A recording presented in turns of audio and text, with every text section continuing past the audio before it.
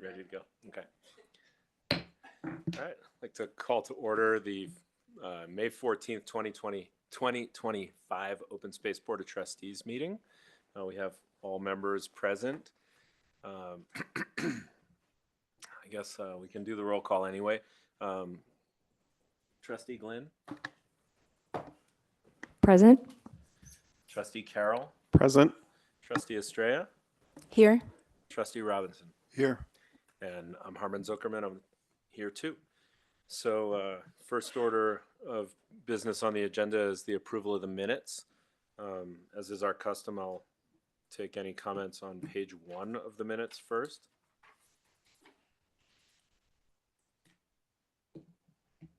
Seeing none, page 2. Just saw a minor typo. The first line, Flagstaff needs a capital F.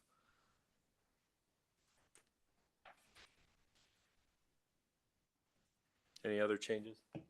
Okay, nice job. Thank you. I'll take a motion to approve the minutes. I'll move that. And I just wanted to say, Leah, thank you and welcome back. Welcome. Just going through your minutes. Appreciate you being back. All Yeah. second. Okay, so we have a motion to approve the April minutes. It's been made by Estrella and seconded by Carol. We'll take a vote. I think we can just do vote by hands. Yeah, okay. 5-0. Minutes are approved. Okay,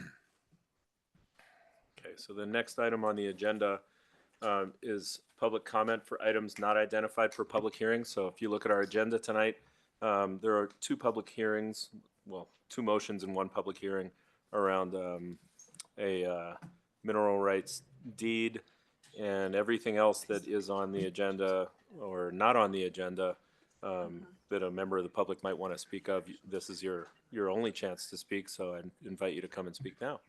And do we need to do decorum first? You know, what you read around public comment?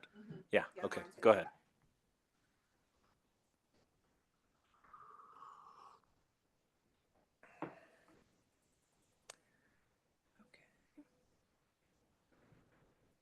Thank you. The city has engaged with community members to co-create a vision for productive, meaningful, and inclusive civic conversations. This vision supports physical and emotional safety for community members, staff, and board commission members, as well as democracy for people of all ages, identities, lived experiences, and political perspectives.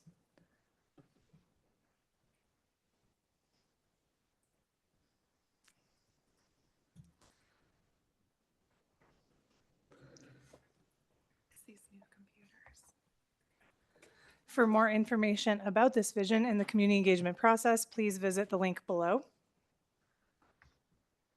The following are examples of rules of decorum found in the Boulder Revised Code and other guidelines that support this vision. These will be upheld during this meeting. All remarks and testimony shall be limited to matters related to city business. No participant shall make threats or use other forms of intimidation against any person. Obscenity, racial epithets, and other speech and behavior that disrupts or otherwise impedes the ability to conduct the meeting are prohibited. Participants are required to sign up to speak using the name they are commonly known by, and individuals must display their whole name before being allowed to speak online. Currently, only audio testimony is permitted online. If you are joining in person and would like to speak during public comment or items identified for public hearing, please sign up at the table and we'll call you up to speak at the podium. If you're joining online, you can raise your hand to speak during public comment or items identified for public hearing. You can do that using the raised hand icon or by clicking the participants icon, then the 3 dots on the bottom right and select raise hand. That's all. Thank you.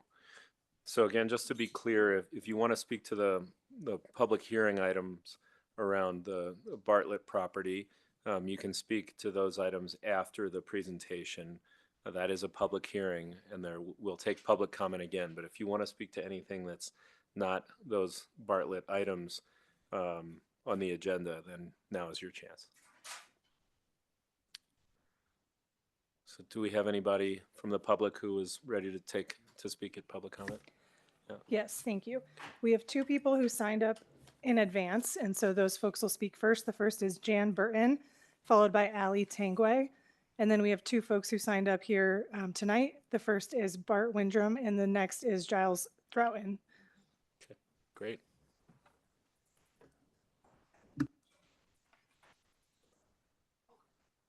I think, Jan, if you're first, I think you can, once the clock gets going.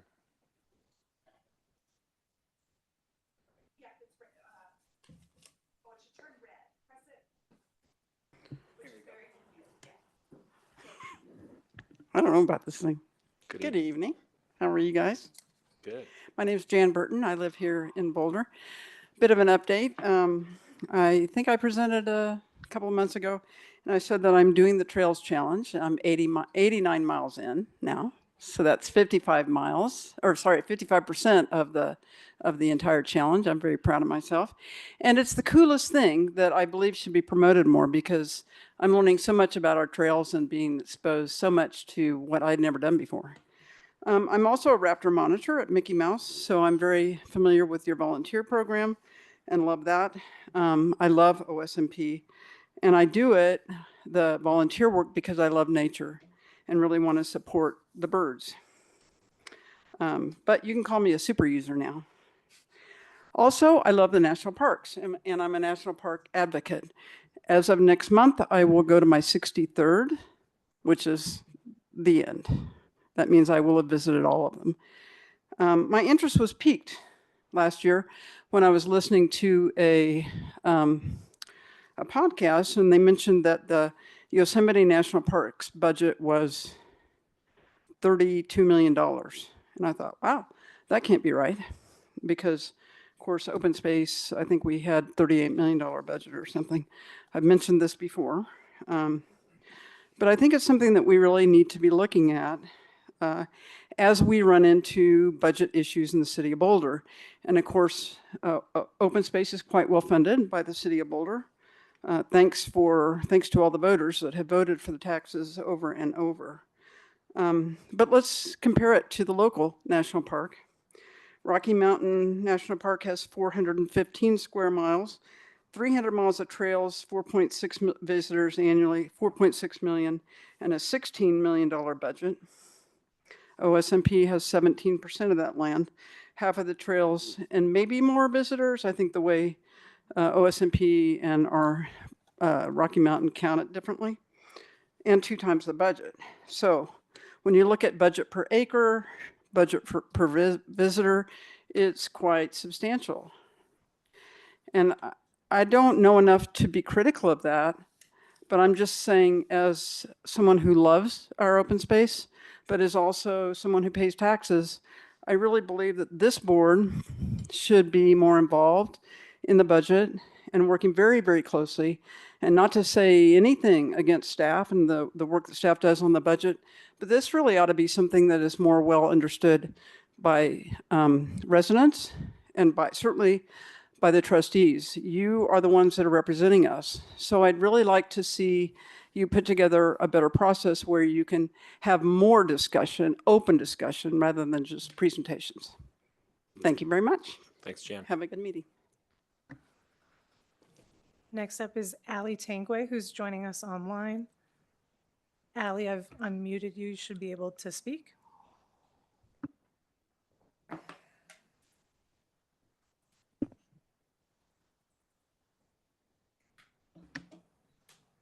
Ali, if you're there, you should be unmuted and able to speak.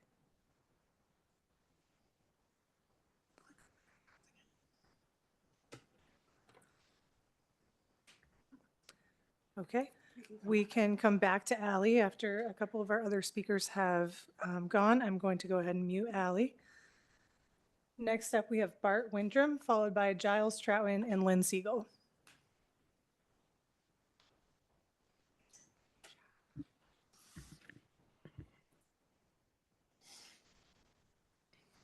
Do I hit this or do you? No, go ahead. Say what? I'll start it. Okay, thank you. Hello, trustees and Hello. Director Burke. As work begins upon Flagstaff, let's also focus on our Southwest backdrop. Tonight in this public forum, I'll introduce points I emailed before your Shanahan tour. Unlike Flagstaff's churn, the Southwest backdrop is serene, a place of repose, until it's not, as NCAR and Dinosaur prove. The risk is stark. We are imperiled. Imperiled means to be in danger of being destroyed. Contemplating human ignition, remember, Boulder and beyond are imperiled. The city adopts and publishes goals, establishing accountability. The current citywide strategic plan's very first entries prioritize the Vision Zero Traffic Fatalities Program and the completion, socialization, and implementation of the CWPP. My May 3rd Daily Camera op-ed suggested a metaphorical yellow line, a vision-level commitment to a fire-free backdrop. You can champion this. Open space and Boulder Fire do many things right. The decision to absent human wildfire ignition, mitigation, and deterrence from the CWPP was mistaken on 3 counts. It's the root cause, reality. Ignition is a prominently featured core challenge in the National Cohesive Strategy on which the CWPP is based, and Boulder has adopted an incomplete CWPP. Let's fix this so that no city personnel can ever justify inaction by saying ignition isn't in there. Use your influence to correct this. Current city and past open space authorities have literally whispered to me that the unhoused presence within the system, an already proven threat, goes much deeper than is publicly known. Sheriff's deputies assert that campers cannot be escorted off the land at the time of contact by deputy or canine dog, even during highest wildfire risk severity patrols. That by camping, they've established residency, requiring 72 hours notice to evict. I've not had the time to research this. Perhaps your rangers know. The issue is foundational to deterrence. You can ask for a prioritized answer and spearhead anything needed at any governance level to end misplaced deference given the utterly hostile wildfire peril we all face. A trustee is any individual holding authority or a position of responsibility for the benefit of another. Your primary responsibility is to citizens, not the land nor interlopers. I'll risk an apt fire pun. Carry the torch. Embrace a leadership role to influence council and protect all of Boulder, promoting elements, programs, and actions to mitigate and deter human ignition on our urban adjacent backdrop.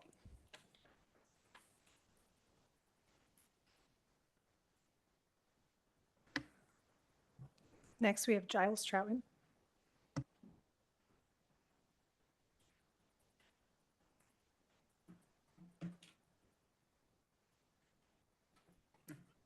Good evening, trustees. Giles Troughton from Boulder.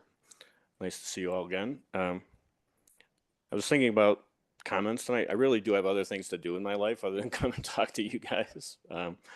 But it's, you know, I keep showing up because I'm interested, but at some point I'll probably stop because you don't want to keep hearing from the same voices. Anyway, didn't really have a ton of things to say tonight, but then I started thinking about the field trip you guys hosted last week. And I thought the way Chair Zuckerman started off by talking about context and the number of acres was helpful for me. I really didn't have any idea there were 47,000 acres and how they're really broken up. And I think it would be useful to, I was looking online for a map today. I think it'd be useful to see a map of the area under OSMP control and which ones of those that plan to be mitigated in terms of fuel management are actually have been mitigated well, or plan to be mitigated, and may not be mitigated. I think that would be useful. I know for me, it might be a way to, we talked about old school versus new school technology and maybe red, yellow, green coding. There might be a way to slash it for the red stuff that needs to be mitigated.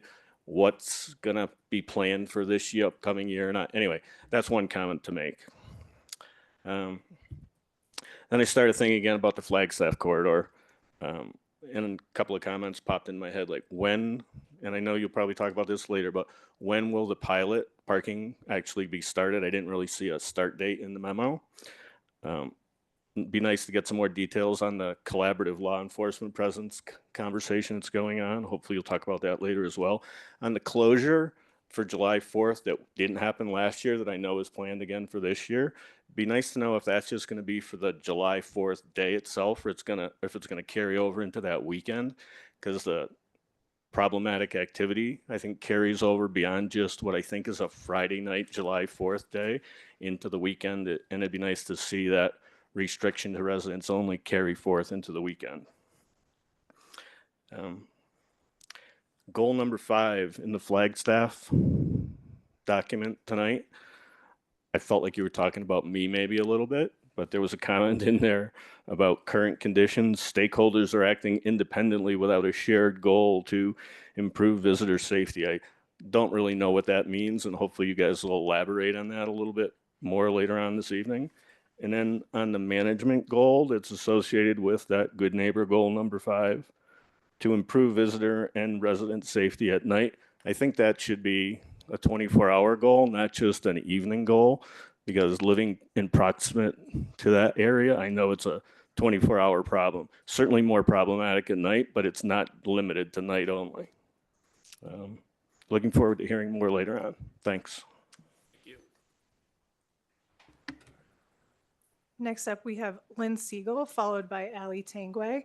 And I do just want to notice there's somebody calling in over the phone. If you wish to speak, you can raise your hand by pressing *9. Lynn, I've unmuted you and you should be able to speak. Yeah, it's a lot of unfunded liabilities, and the city budget is in trouble, and our fluctuating future economic situations this is all stating the obvious, but the facts on the ground are that this has real manifestations. And I know because I watched them at the planning board, at the RAB, at the TAB, and at Landmarks board. And I would be at other boards, but they conflict. And it feels to me like I have to see to each board, except for the planning board, that these boards should just go on strike because they can't do their job. You can't do your job for maintenance and operations for Boulder open space because the money isn't there. The money is going to the developers to cause a much worse problem with all the development that we're doing. Every square inch, even the Landmarks board, they're allowed to fill in practically every square inch of the yard. And those people that are living in that extra space that's that's densified want to get away. They want to get out to the open space. And then they flood our open space when we don't have any maintenance and operations. The other thing I wanted to bring up is this screwed up CU South thing. And I was reflecting on it and remembering when Caroline Miller got thrown off the board. And this was so unacceptable. That was so unbelievable because she revealed that Sam Weaver and Rachel Friend spoke to Hal Hallstein out of order because they're not allowed to 2-on-1 with a board member and about CU South. And look at what happened. Now we have this disinformation campaign, 2 ballot measures. People didn't know what they were voting for. And we've got a real disaster with CU built up on a mound of dirt, diverting all the water around the alluvium to North Boulder that won't have any money to do flood mitigation because they've spent their whole wad, $66 million, on CU. And then the influence CU has is so heavy. Just this new project at Flatirons Place, 1855. It's a huge, health sciences or quantum physics, whatever it is, it's adding people. And we haven't got the money for the people, for you. Thanks, Lynn. Up next was Ali Tangway, but it looks like she may have dropped. I'm just going to give a moment for Ali to join. In the meantime, if there is anybody else who would like to sign up, you can raise your hand.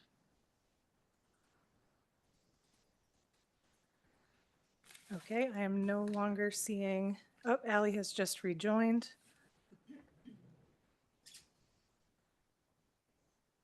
Allie, you've been unmuted and should be able to speak.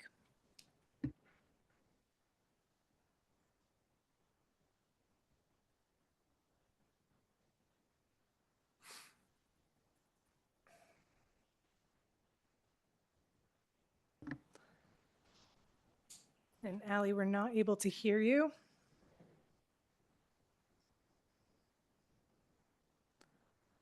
Lauren, what about the one who was on the phone?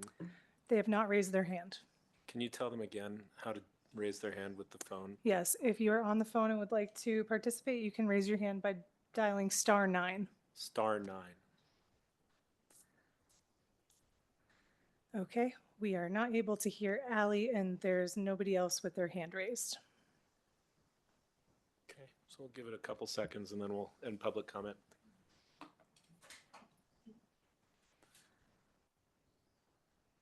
Okay, with that, we're going to close public comment and move on to matters from the board.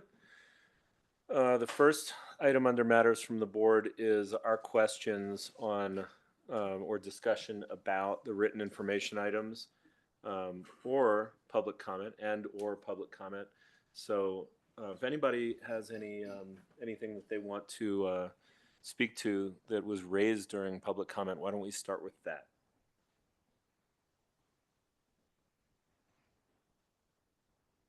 Okay, so I just want to say for Giles's benefit, though I don't think he's in the room, there won't be a presentation on the written information items. So if any board members want to ask about some of the questions that Giles raised about timeline for Panorama Point closure, public participation, I think you could probably bring that up when we get to the next item, which is the questions or discussion on written information. So that's the only thing I would say. So let's move to that. And the first item within the written information items were the 2025 and 26 budget updates, the updates to the 2025 budget specifically and the 2026 budget planning. Does anybody want to speak to that, please, Michelle? Yeah, thank you.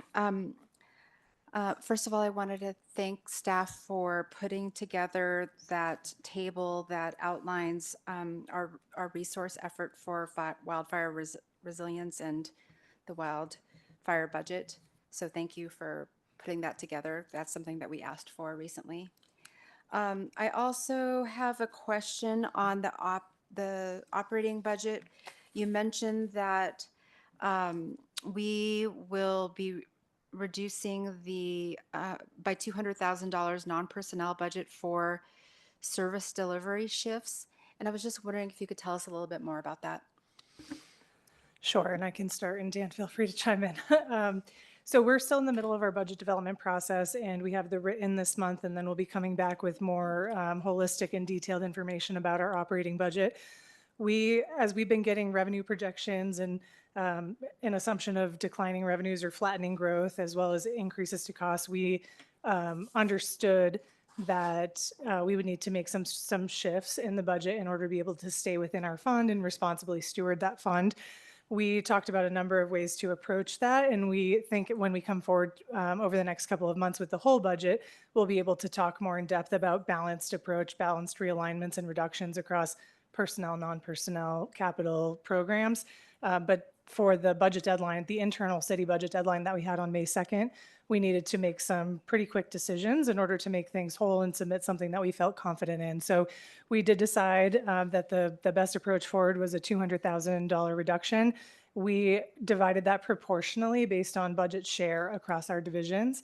So for example, in central services, my division, we would have had a smaller share of that 200 because we have a smaller share of our overall operating budget. So each deputy director worked with their senior managers to come up with what those reductions would be and brought a proposal to our directors team for us to consider. So when we come back, we can give you a holistic, a list of what all of those things were.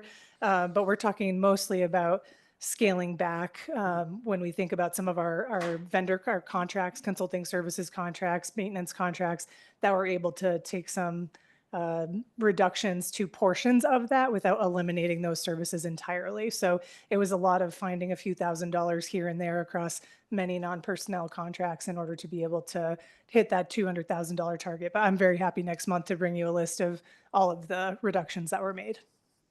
Anybody else? Brady?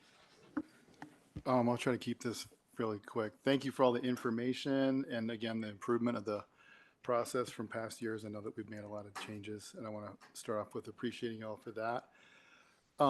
Just a few thoughts. I was looking at, I think our FTEs were 104.5 10 years ago and are like 147 now. You're going to put together a report on that. So I'm just ballparking some numbers. So that's 40% growth in 10 years, or a little under 4% annual growth in FTEs, like 3.8% kind of percentage average across the years.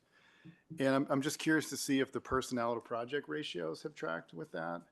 I mean, you were just talking about making $200,000 of cuts and none of those were going to be personnel. Of course, that's easier to manage, but, somehow we ran the department 10 years ago, not as many visitors with a lot less staff. And I just would like to know, are there some things that we're doing now that we could stop doing if it came to it? Because I think programs have a tendency to grow in chunks, and we can't really iteratively wind those down. Sometimes we may have to say, well, that was a good idea. And I know there was a few FTEs that were time bound that we're not going to. We call them fixed term. Fixed term, which is great. And we're going to use attrition, which I understand. If I was the manager in your shoes, I'd probably do the same thing. But I'd be curious to know, we do a lot. Are there some things that we can stop doing? And actually make maybe make a painful cut? And can we think about that? Before we have our backs up against the wall. Now, I'm sure you all have thought about that. We maybe as a board haven't had a chance to have that discussion with you. I'd be curious to know what that might be. Yeah, I think I'll just say an overall statement that we could spin off of and talk more about next month. But I would say the cuts that we're up against right now that we need to make, the 200,000, the reductions in CIP, the reductions in staffing, which are on the table over the next 5 years. Yep. All of those are being done in a way where we're trying to limit service area delivery. I would say that if we're going to go deeper and deeper into that mode, we're going to start needing to make service delivery decisions. Right. We can talk about philosophically, maybe even Lauren and I differ a little bit about whether we're already in that mode right now, but I would say that where we're at now is we're still able to make reductions while still not cutting in whole service delivery items. But I would say that we're getting close. We're getting close. No, I have to imagine, and again, I feel for you. In a different industry, I've been there, so I feel for you. And I'm not saying we should zero base the whole thing, but maybe we should kind of do a little conceptual zero basing of services and just think about it, And that's underway even citywide of looking at, I think it's a 5-tier look at how we would prioritize service area and various, we would call them programs, perhaps program areas. And is it critical? Is it essential? Is it helpful? Is it an amenity? And kind of having to do that analysis for when we need to make the tougher calls, we're prepared to do so. A lot of that work's underway. And I want you to know, as a trustee, I'm here to. If you cut anything, you're going to hear about it from the public. It's going to be somebody's pet program, and we're here to support you all in making hard decisions if that's what we need to do. So I just want to say that I know how hard that can be, and we're here to help in that regard. Just a few more thoughts, if I may. Can I just yes, please. Also just jump in really quick to you put a I think you put it really beautifully at the field trip about illustrating things more clearly for people.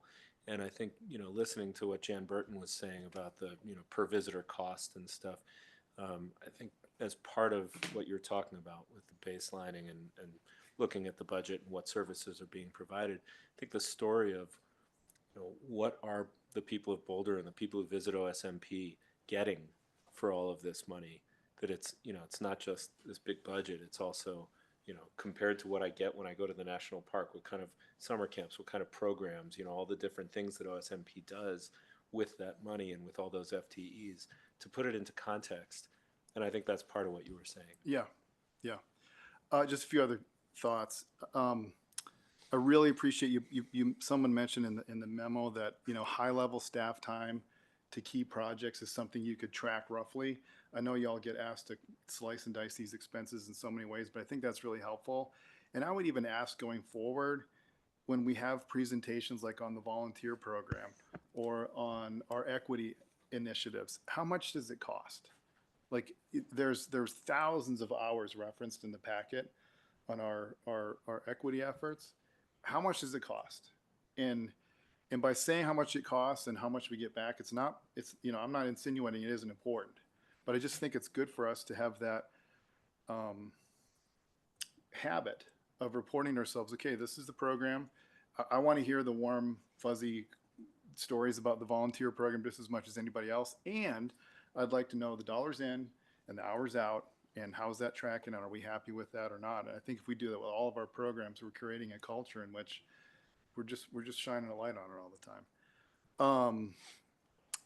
I think this is maybe a little bit more for council, but we got so many plans and planning complexity.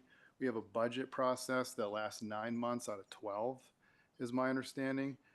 I think some degree of citywide simplicity, simplification of process. Some surrounding communities do 2-year budget cycles, so they boil the ocean once every 2 years as opposed to every year.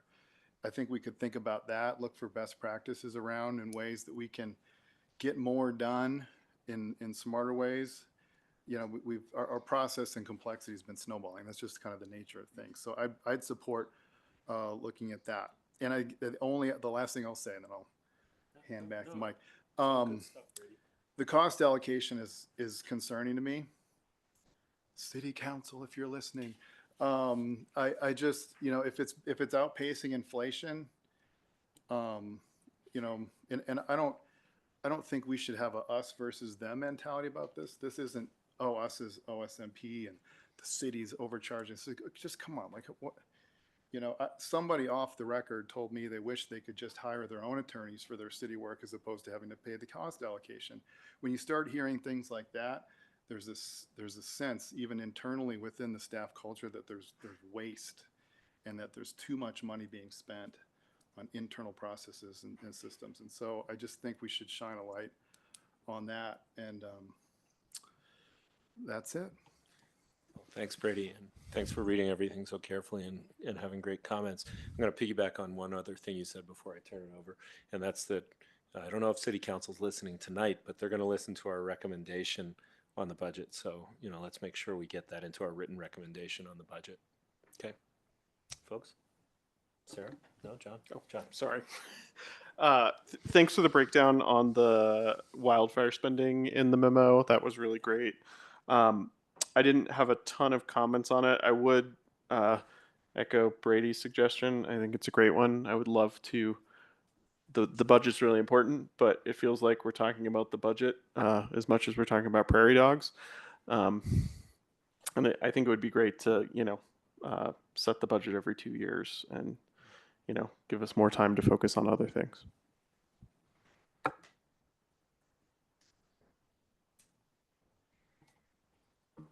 I don't, on this particular topic, I don't have anything. So I just wanted to make one comment of my own around, did I just turn that? Okay. Oh, there it is. Okay, yeah, I was so close to it, I missed it.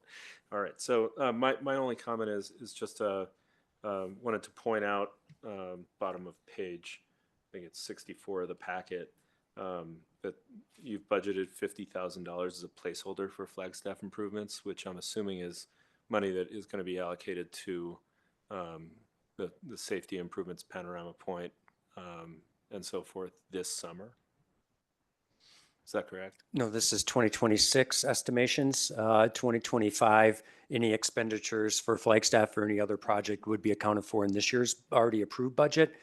And we would find ways to fund activities that we want to undertake this year. Okay, so in the budget amendment, you were able to get $10,800 in for the variable message sign into the 2025 funding, right? Because Yeah. it's in that table of total 2025 OSMP wildfire budget. Yeah, that's correct. So we have a couple of ways that we manage what we would call emergent or unplanned work. So if there is something that we either can't absorb within our existing appropriation, or if there is a reason, for example, a grant application where we would be pursuing revenue to support that item, we would use the adjustment to base process in order to add that extra appropriation to our budget. So that's where you see that in the ATB. More often what happens is we meet bi-monthly or quarterly with our director's team, and we review our current year budget, if we're on track in spending, if we're overspent or underspent in different categories, and we approve reallocations of existing base budget. So we handle that through journal entries. So to Dan's point around, we would find a way. Okay. We would be looking at, is there a project that's delayed in permitting? Are there funds becoming available? Can we authorize that moves over? So I think in this example would be a combination of what you're going to see in ATB and then whatever we're able to do internally. Okay, all right, thanks, Lauren. Okay, so we're going to move on to the next written item for discussion, which is the Fort Chambers Poor Farm Interpretive Experience Design Update. Anybody with comments on that? Questions for staff? Nothing? That was a lot of public input that was included in the packet. A very thorough process. Yeah, for sure.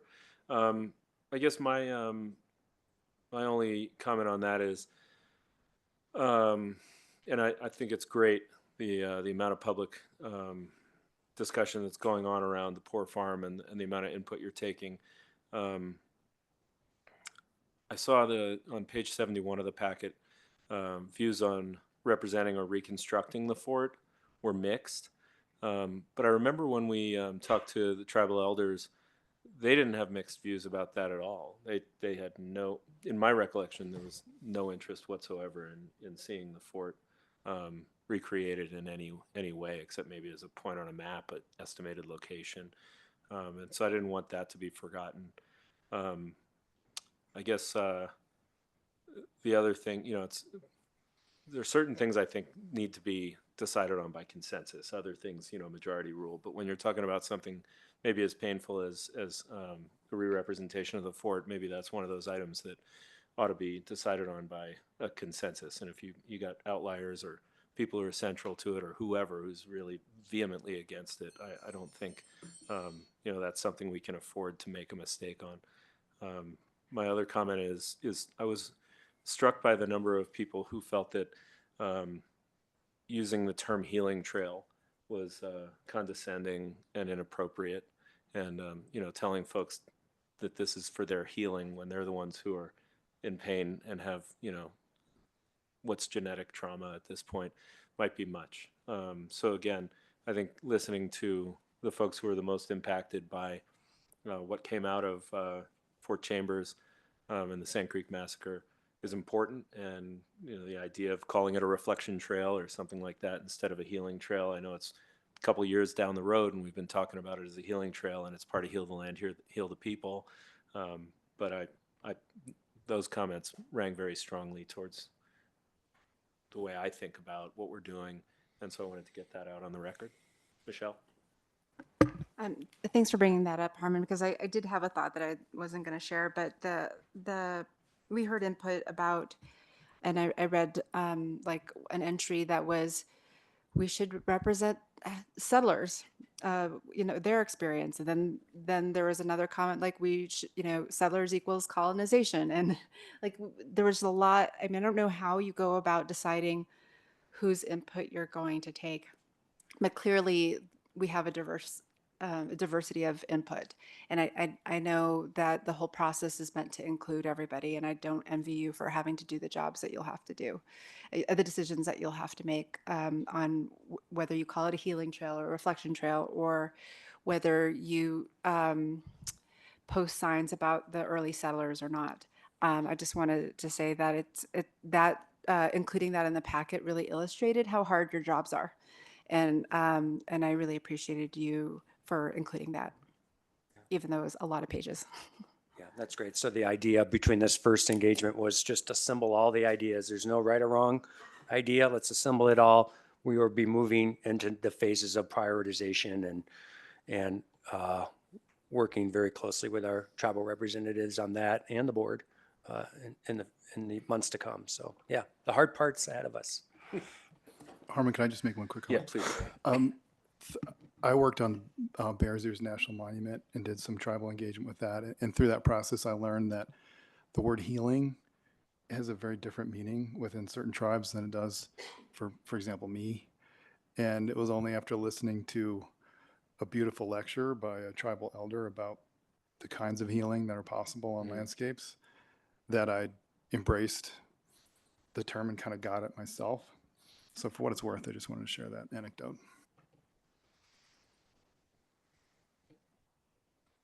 Nothing else?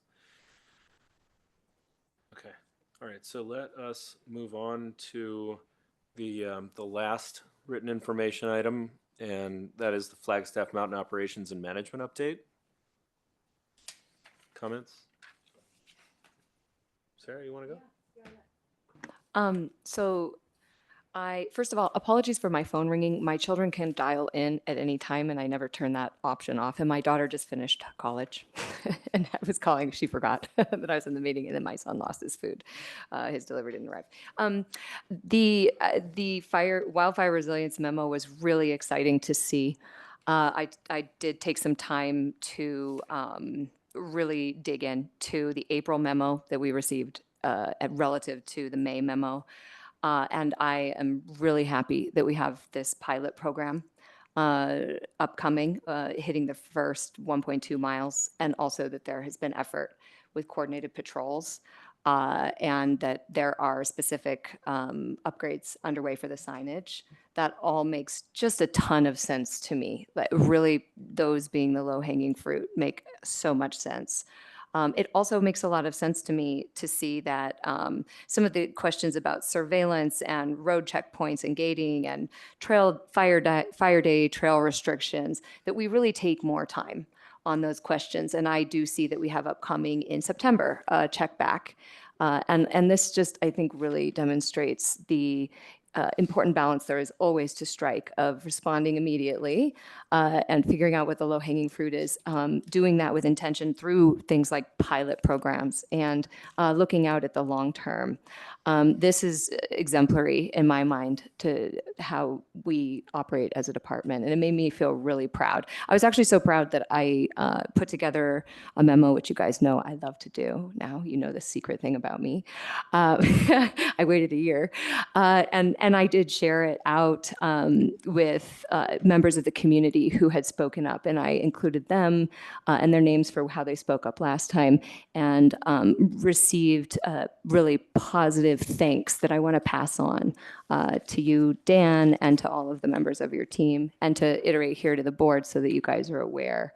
I think that as you know, I'm really passionate about making sure that we hear the community and that we demonstrate that we're listening. And this is exactly what I love to see. So thanks, everybody. Yeah. Awesome. Michelle? Very excited that some of the community folks got in front of commissioners and sheriffs and are now getting some coordination between the city and the county law enforcement. So we're very excited about that part.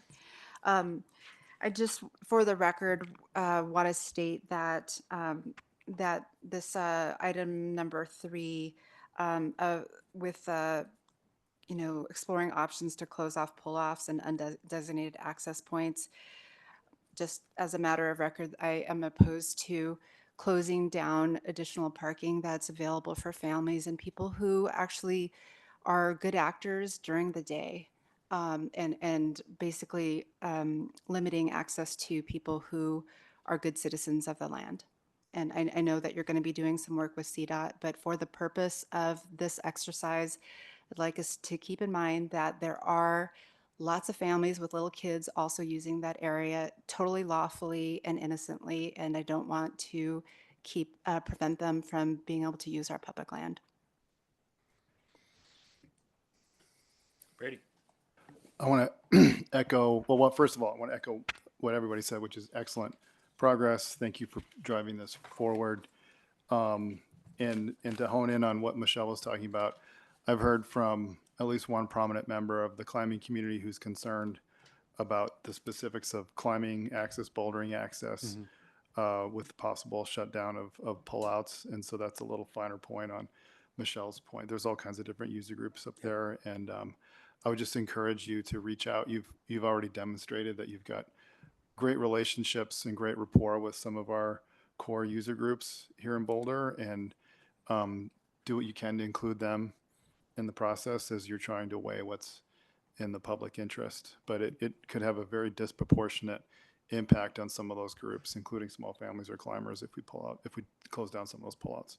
Yeah, appreciate both those comments. I would just summarize it, and we'll talk more as the summer progresses, but not all access point is created equal. There are definitely access points that have that are the nexus for recreation opportunity, whether it's a boulder site or what have you. So we're well aware of that. Each access point needs to be studied independently of each other. It's not, it's going to be a scalpel approach as opposed to a hatchet approach.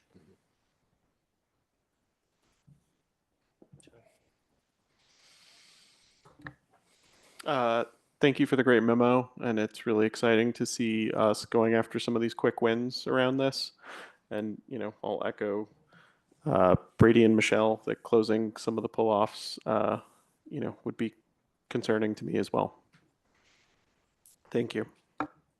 Yeah, and I'll just say I think it's a great memo, and a really great opportunity to talk about being nimble and being able to find budget dollars to do stuff when emergent needs come up. I think the most important item in the memo is probably the second numbered step on page 118 of the memo, which is the piloting of the use of gates or barriers to close Panorama Point and halfway house parking areas after hours to reduce criminal activity. I don't want that to not get in the record. I think that was the biggest need that was identified by the community, and to be able to jump on that is a truly great accomplishment. So thank you very much. I'd also echo what Michelle, Brady, and now John are echoing of just the concern about closing some of the informal pullouts. I know some of them are probably creating erosion, and they're in the wrong spots, and they're in HCAs and stuff, and probably need to be looked at. Others are serving a really useful need for the public, and I think that part of what makes open space fun is the feeling of being able to discover stuff. And if you drive down a road and all you see is no parking signs, it just stinks. It just doesn't feel good. And I know that we have resource needs too, but we need to keep things open for people. That's what we're here for. So I think that to the extent that we want to close places, I'd really urge that we talk about closures that don't send nasty messages, like doing nothing and then sticking up a sign. It kind of doesn't say the right thing to people. And I think a high quality system, and you've heard me argue this way before, you do a good physical solution. You re-landscape it so that it stops eroding and put boulders in, or something like that people wouldn't. The ideal for me is that people wouldn't say, wow, that's a really nice parking spot, crap, I can't park there. The ideal would be if you don't want people parking there, make it look like it's not a parking spot, so they just drive by and they don't get that bad feeling of, oh, they're taking stuff away from me again.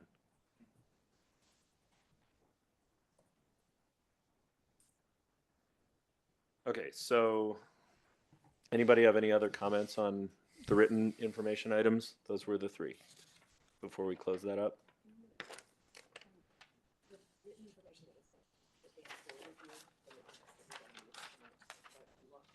No, that's next.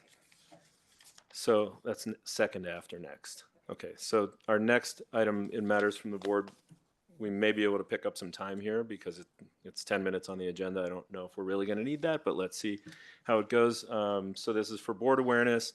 that Sarah Glenn, it's spelled Glenn, sorry, on the Oh. agenda. That wasn't me. I accept full responsibility. That's what I meant to say. Sorry, I missed it too until this moment.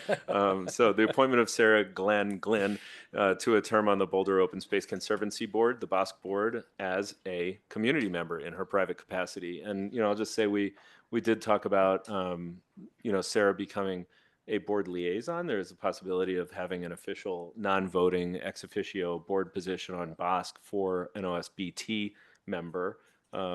Sarah has chosen to be a board member, a regular full voting board member in her individual capacity, not representing us as a board. And so I wanted to give her some time to talk about that in front of us. So go ahead, Sarah. Yeah, I think at least on my end, it doesn't need to be long. I had reached out in December to Allison, who's the executive director of BOSC. And actually, Michelle, I had done that on your suggestion, so thank you for that.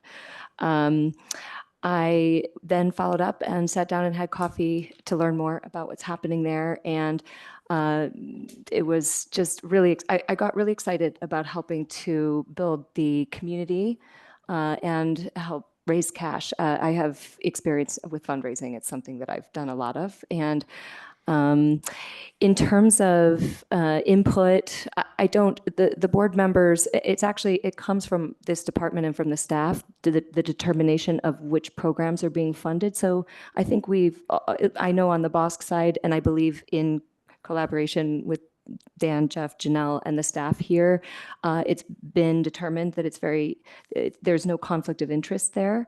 And so it doesn't seem like we need any extra layers of official liaisonship or whatever. What was it? For now, it's a relatively small budget that we're talking about. It's and hopefully that will grow over time. But I just want to jump in and host some dinners and ask people for money and get the community excited about contributing to the great work we're doing here. Yeah, thanks for sharing that. Is there anybody who has any questions for Sarah about that, or can we move on? Okay, congratulations. Thanks for doing that. There is a garden party happening on Thursday at 5:30 that you've been invited to. I hope to see you there. Yeah, and if you don't RSVP, you're not going to get the address. So remember, tomorrow. Yeah. That would be tomorrow. And your kids are welcome. Yeah. So. And yours truly is giving a keynote address. Woohoo! It's not that, but I will be giving a brief presentation. So. Yeah. Thank you. Look forward to it.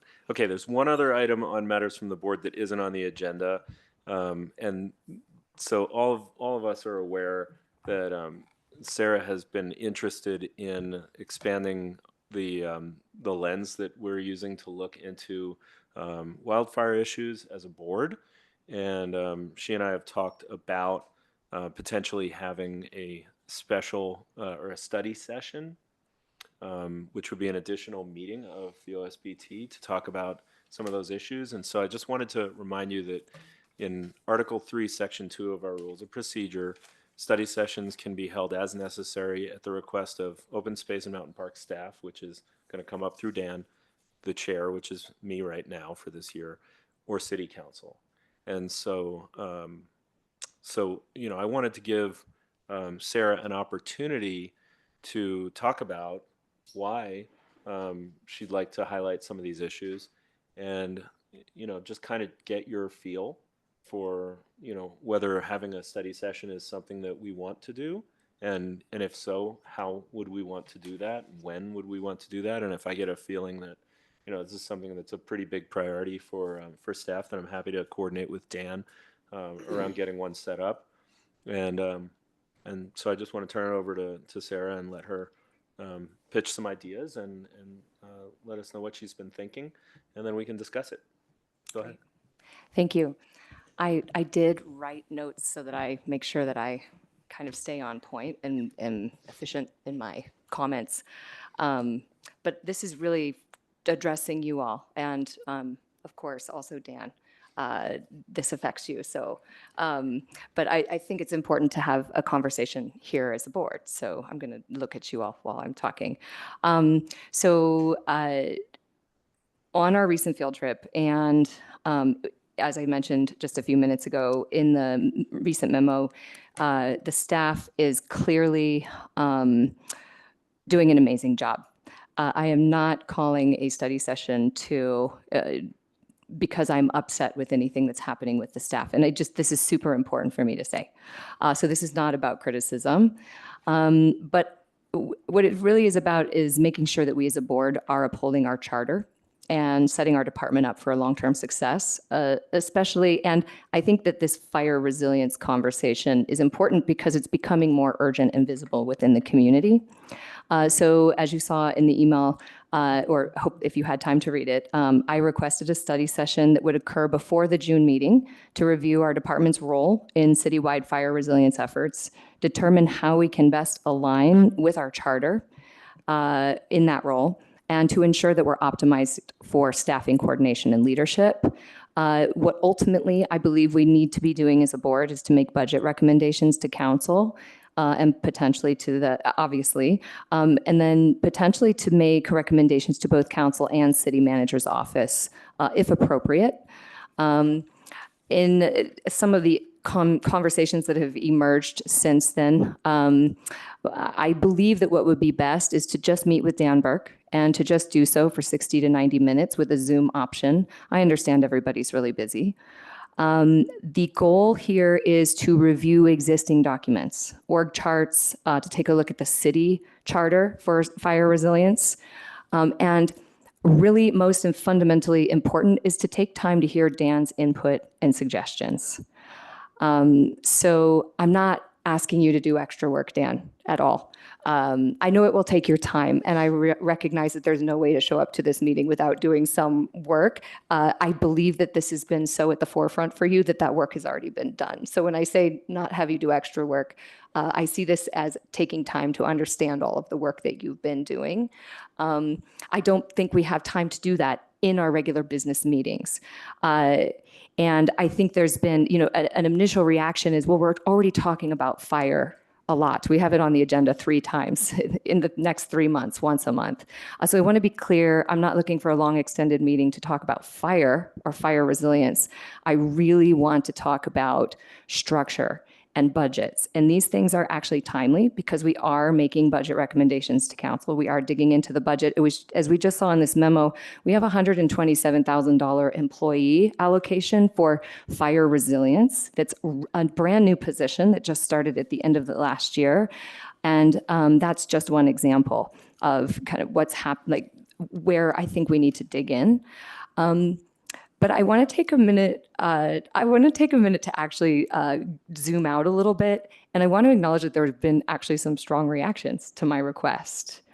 I'm shaking things up here, and I've actually been really struck more than anything by the reactions and tensions that have surfaced in response to my inquiry. And I want to take a minute to name these dynamics. I've put them into sort of 2 kind of high-level bucket. One is that I think we, as a board and in general as a culture, our charter calls for oversight and accountability, but our culture is treating engagement in this role as interference. And somewhere along the line, I feel that we've become kind of a rubber stamp board. I feel that we're showing up, we're listening to presentations, and then we're affirming what the staff is saying. And Michelle, I see you nodding your head. I acknowledge that. And then I also, the second kind of bucket is I feel that there's a defensiveness and a distrust in dialogue. I understand how that can occur.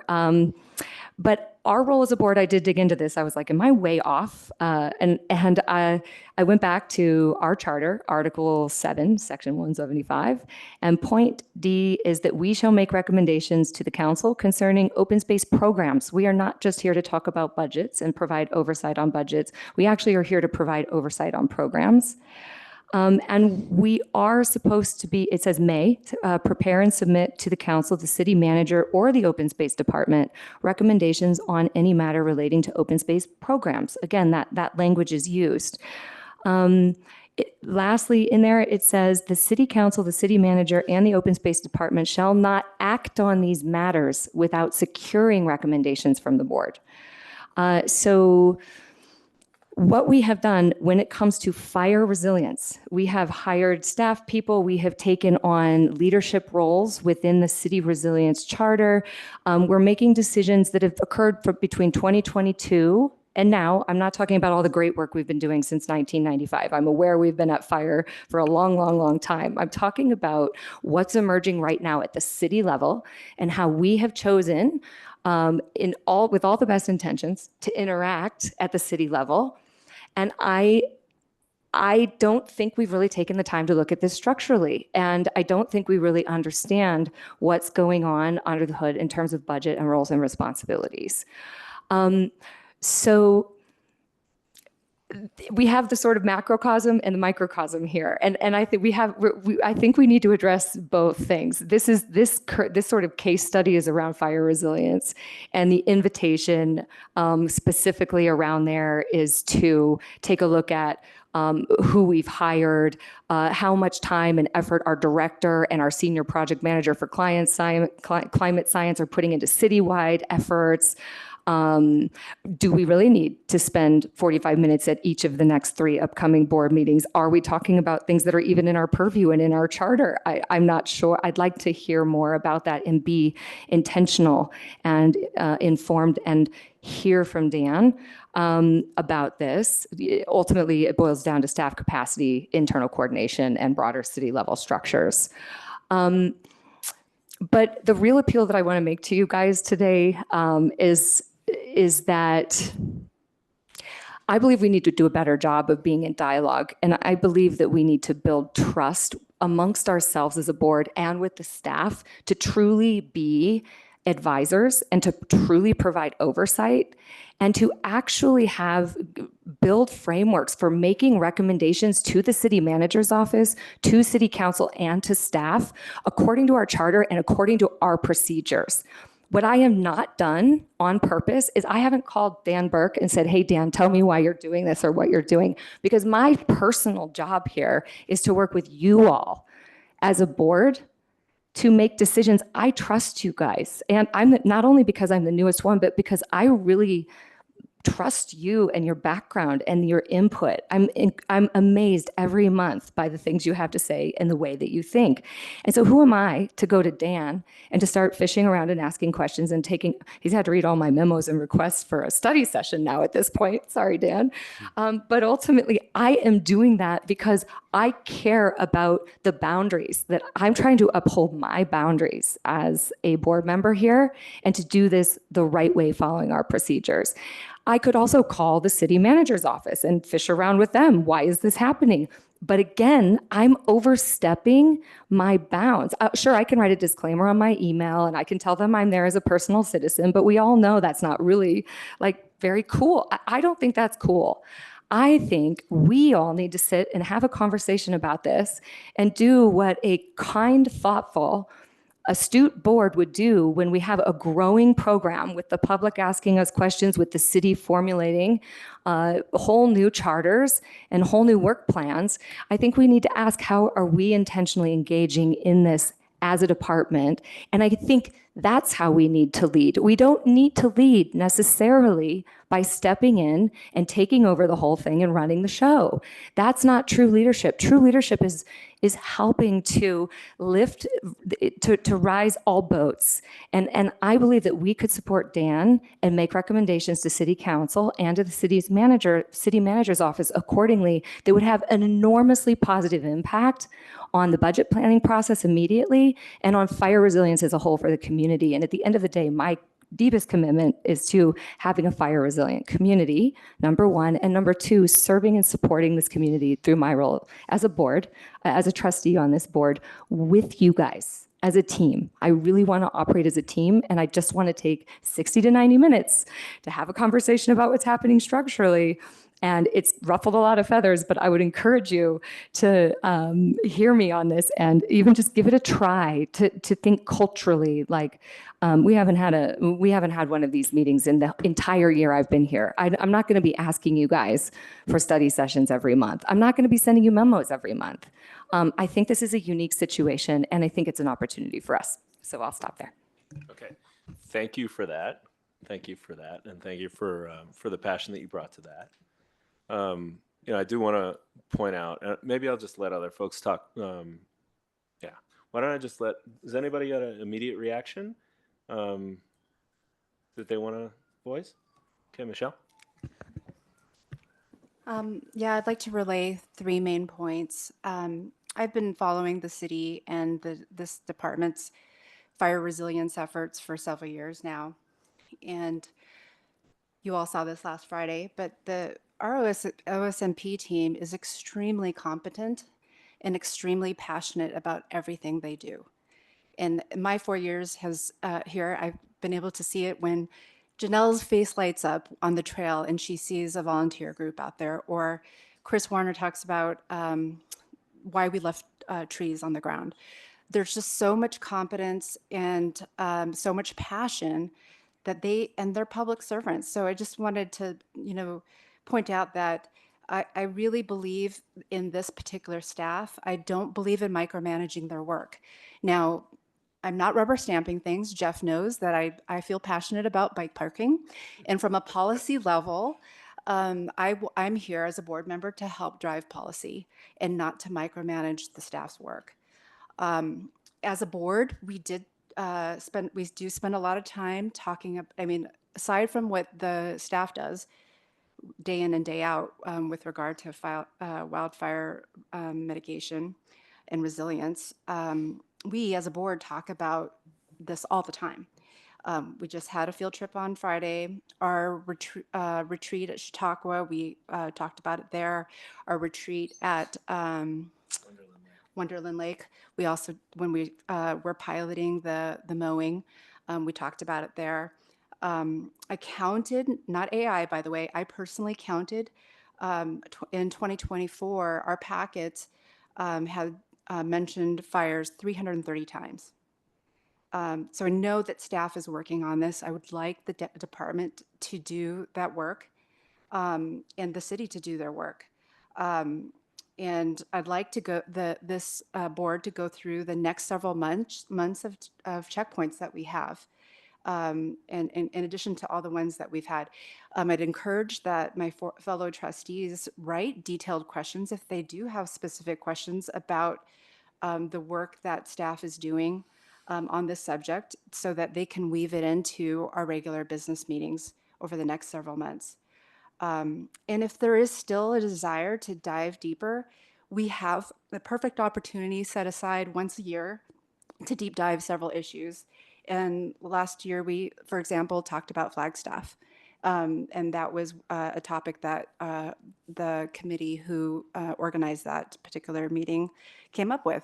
That is a perfect opportunity for us to deep dive a particular issue.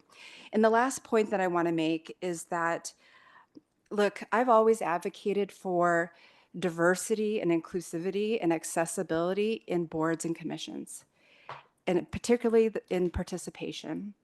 And watching the city over the last couple of decades that I've lived here, diversity has improved in boards and commissions. But you know what the biggest inhibitor of participation is?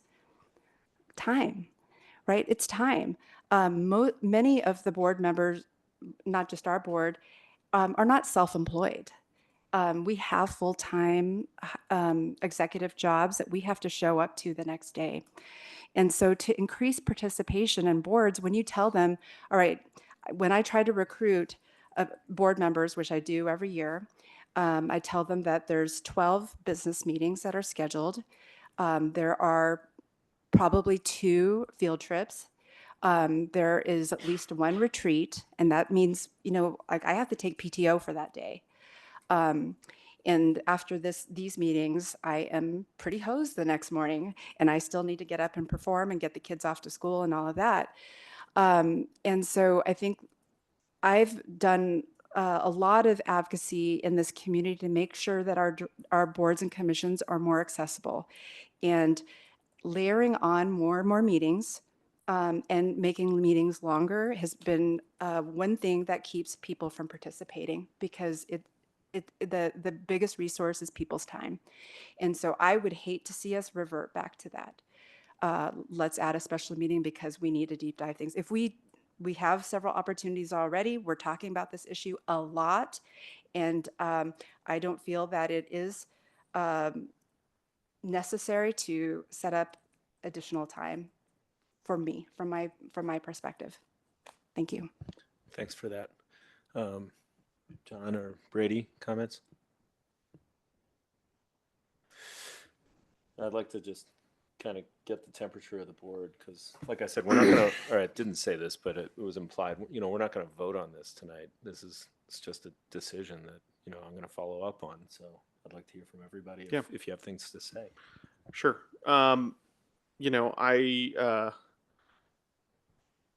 Think this is probably something we should talk about as a board. I'm not sure I understand the urgency to talk about it before June.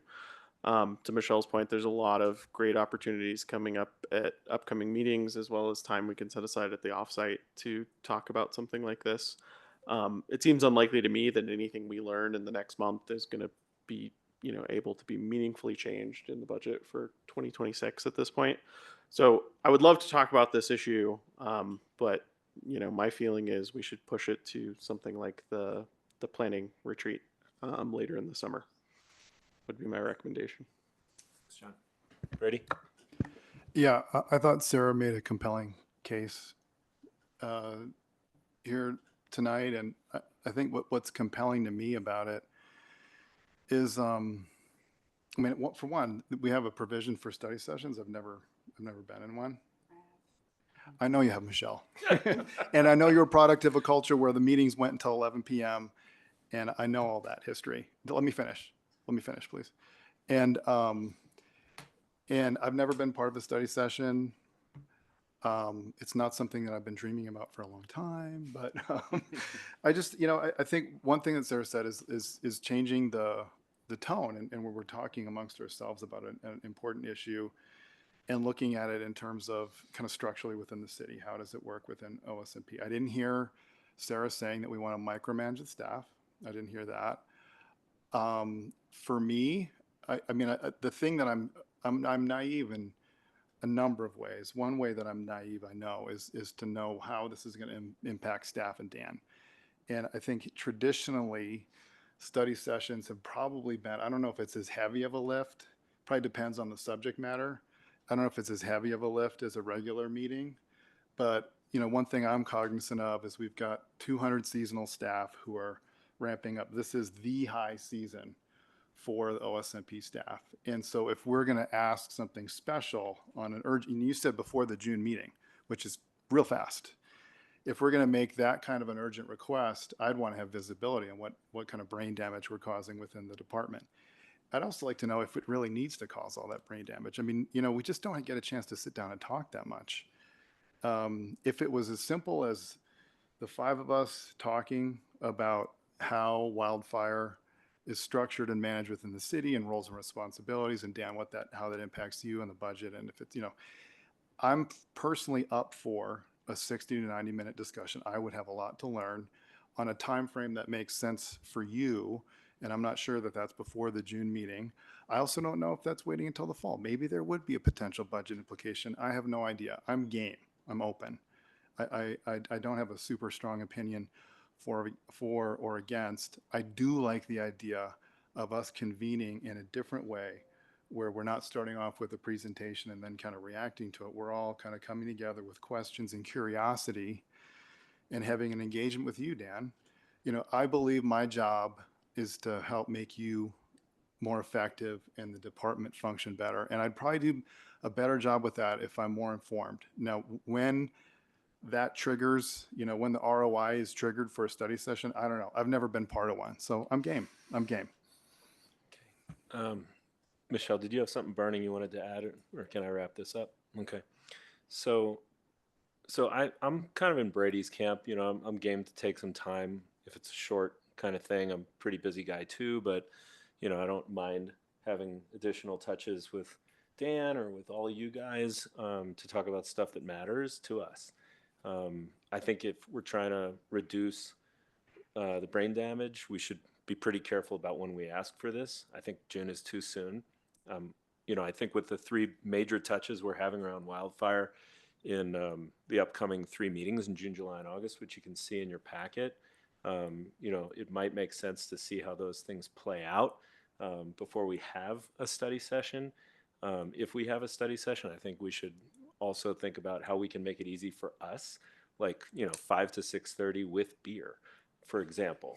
That would encourage me to Get the city attorney on that one. Is that is that legal? So the happy hour version of the OSBT study session sounds great. I will say, you know, just in responding to some of the things that I heard Sarah say, um, you know, I think it could use a little rebuttal. You know, I don't feel like we're a rubber stamp. I think, you know, we've had some significant differences with staff. We've had some significant recommendations we've made around like prairie dog lethal control, flag staff safety changes, um, public access to CU South during construction, bike racks, frequency of trailhead closures due to construction. I don't think we don't talk about culture. I think we've talked about culture every time we've gotten together for a retreat. And one of the things we talked about pretty significantly when we talked about culture were last time, and I led this session, were our traditions in meeting management and what are the responsibilities that the board has to uphold in terms of what we vote on, what we hear, what we comment on. And one of the things that we really keyed on was the tradition of the board voting on programs, even though the charter doesn't call for us to vote on programs. The charter calls for us to vote on disposals. And the charter calls for us to make a recommendation on the budget, which clearly requires a vote. But we do these other votes because our culture has been to weigh in on programs and to recommend those programs. And we have made significant programmatic recommendations as riders to motions that we've passed just in the year and a half that I've been on the board. So I just like to recharacterize some of the things. I mean, I get the passion, Sarah, but I also think that we are doing a ton of stuff. And I don't want you to minimize that because I think it hurts me and it hurts our reputation as a board to say those things in public without rebuttal. So that's what I'm doing here. But I think that I would be willing to do a study session. I think the other thing that's important is that Sarah did spend a lot of time thinking about this. And when she sent us our memo with her proposed study session objectives, I see an opportunity prior to any study session we might have to implement some of the objectives that Sarah's talking about. So for example, one of the objectives of the study session was to examine how wildfire resilience recommendations, many of which originate from city or community charters, fit within OSMP's current staffing structure, jurisdiction, and board oversight role. Well, I think we can look at some of those hearings that we're going to have over the next 3 months through the lens that Sarah's offering in the study session objectives, understanding the relationship between OSMP specific projects and citywide resilience efforts, right? I mean, when we talk about the RIP next month, I think, you know, that should be a piece of that discussion. So I would just ask Dan that to the extent that staff can just look at those 4 bullets on the first page of Sarah's memo and think about how, you know, we might filter some of your presentations to us through those ideas so that we can in the run up to whatever session, if we do a special meeting or a study session, we can already be somewhat better informed about some of the things that Sarah's bringing up. That would be really great. So, you know, I think we can keep this kind of on the burner. Not going to ask. I'm not planning on asking Dan, just to daylight where I'm at right now, to do a study session between now and June. But I do think we should keep this alive to think about having a study session when it's convenient. Sarah, do you want to say a final word? Yeah, I really appreciated your rebuttal. I love that. And apologize for using some sort of catchphrase like rubber stamp. I do completely agree with you that we've done a lot. So thank you. The feeling that I have is that we're moving really quickly on the fire resilience conversation without taking time to make sure that we're doing it right and that we're resourced to do it. If we want to do this all in the department, we're going to have to put some more resources into it, or we're going to have to start asking the city manager's office to do more. And we will be remiss to not take time to look at it. If it doesn't work for you, Dan, to have a meeting, another total alternative is that maybe this question could be the first thing that we discuss as we're looking down the barrel of these 3 months of what's happening in the regular business meeting. I don't need it to happen in a study session. I really just would like to see us being intentional and see this as an opportunity again for us to be in discussion rather than I have lots of opinions about this. And again, I could have just come and laid those on you and gotten all fiery about it, but I'm trying to heal the past. Let's go ahead and use it. I'm trying to do this the right way. I really care about, Dan, what you think and what you know. I don't pretend to know as much as you, and I care what input we would all have before we make recommendations. So thank you for everybody, and thank you for considering it. And however it works out, I feel like we've made a ton of progress in this conversation. Thank you for being willing to have it today, Carmen. Yeah, no, Sarah, absolutely. And I really appreciate those thoughts. And I think that, my door is always open and we can keep talking about this for sure over the summer. And I think it's a great idea. I like the idea of, and I hear you when you say, you trust us and we all should work together, because I think that's the hallmark of a great board, that everybody's comfortable and open. And we just had a pretty open discussion about some things people are passionate about. And thanks for bringing that to us. All right. Okay. Good work. Where are we on the? We're at the public hearing item. Yeah, we're at the public hearing item. That's exciting. Thank you. Dan, I'm going to turn it over to you to introduce this first public hearing item. Yeah, well, she's back after several months off. But the good news is Bethany is here just to provide a brief introduction into this next item, because she wants to also introduce some of her real estate staff members who will actually be leading the presentation tonight. So I'll turn it over to our Senior Manager of Real Estate Services, Bethany Collins. There we go. Now it's on? Yeah. I've missed you all. This consent agenda is great. We talk but I about don't get this, to see Bethany, it. about how much you miss us. I know, right? We miss you too. So tonight we're talking about the conversion of a deed of development rights and the restrictions associated with that to a conservation easement and the restrictions associated with a conservation easement. And this is over the city's Bartlett open space property, which is out on Arapahoe. Tonight, you're going to hear from Sarah Kramer, who you never have, who is a member of my team. And she is a property agent and actually is our coordinator for our land conservation program. You've met Mark Producci before in a quick agenda item, so he has been also supporting this agenda item, and he is a senior property agent with my staff. So I am available also for questions if anything comes up. We also have Zach and Kelsey Nasser online, who are the property owners of this property at this time. We call it the Bartlett property because they were the original grantors of this development rights agreement. Take it away, Sarah. Thanks, Bethany. Good evening, trustees. My name is Sarah Kramer. I'm a property agent in the real estate group where I primarily manage the conservation easement program. I'm joined this evening by Mark Petrucci, senior property agent. Together, we've worked on the proposal before you tonight, the conversion of the Bartlett Development Rights Agreement to a conservation easement, as well as the acquisition of oil and gas interests associated with the Bartlett property. Next slide, please. To begin, I'd like to read the formal agenda item for the record. Request to approve and recommend that the City Council approve the conversion of the Bartlett Grant of Development and Mineral Rights to a deed of conservation easement, allowing for additional development pursuant of the disposal procedures of Article 12, Section 177 of the Boulder City Charter, and a request for a motion to recommend the acquisition of the oil and gas interests connected to the City of Boulder's Bartlett Development Rights property from Zach and Kelsey Nasser. We'll walk through the background, purposes, and implications of this request in the following slides. Next slide, please. To provide some context for this proposal, I'd like to take a minute to briefly walk through the key differences between a development rights agreement and a conservation easement. A development rights agreement, or a DRA, they were used primarily in the 70s and the 80s as an early private land conservation tool. These agreements were typically development focused and intended to manage or restrict future development in a specific area. They usually had a targeted goal, such as transferring or extinguishing development rights. However, they rarely addressed broader conservation values such as wildlife, agriculture, or scenic protections.